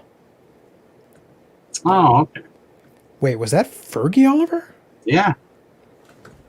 That doesn't sound right. I know if it's the radio voice. Okay, hold on. Blue Jays Wasn't radio. he the announcer? There's a name here that you're thinking of, and sounds about right, but I don't know. That doesn't sound completely right to me. Because there was the broadcaster who was there from the beginning of the franchise, who is on like the Ring of Excellence there, who was part of the radio broadcast. Yeah. Yeah, I think that's the one you guys are talking about. There you go. I downloaded a bunch of Super Nintendo games for kids on the Switch, but ended up playing them more. Yes, I'll be honest with you. Whenever they do a re-release, there's certain games that I'll go back to. It's like, all right, I haven't played this in 100 years. I was a big fan of Punch Out. I like Punch Out on the Nintendo. Or Mike Tyson's Punch Out if you want to go to the original before they remade it. I was like, Mike Tyson is verboten. Okay, we're going with straight Punch Out. It's Mr. Dream now, who's totally not Mike Tyson reskinned. But anyway, that was a fun game. Let's take a look here. Who was the original radio voice of the Blue Jays? Let me do this. Original. Because he passed away, but I don't remember his name. Original. As soon as you say his name, I'll know it. But Yeah, that's what's going to happen, though. Like, it's going to annoy me because I know the person I'm thinking of, but the name totally escapes me.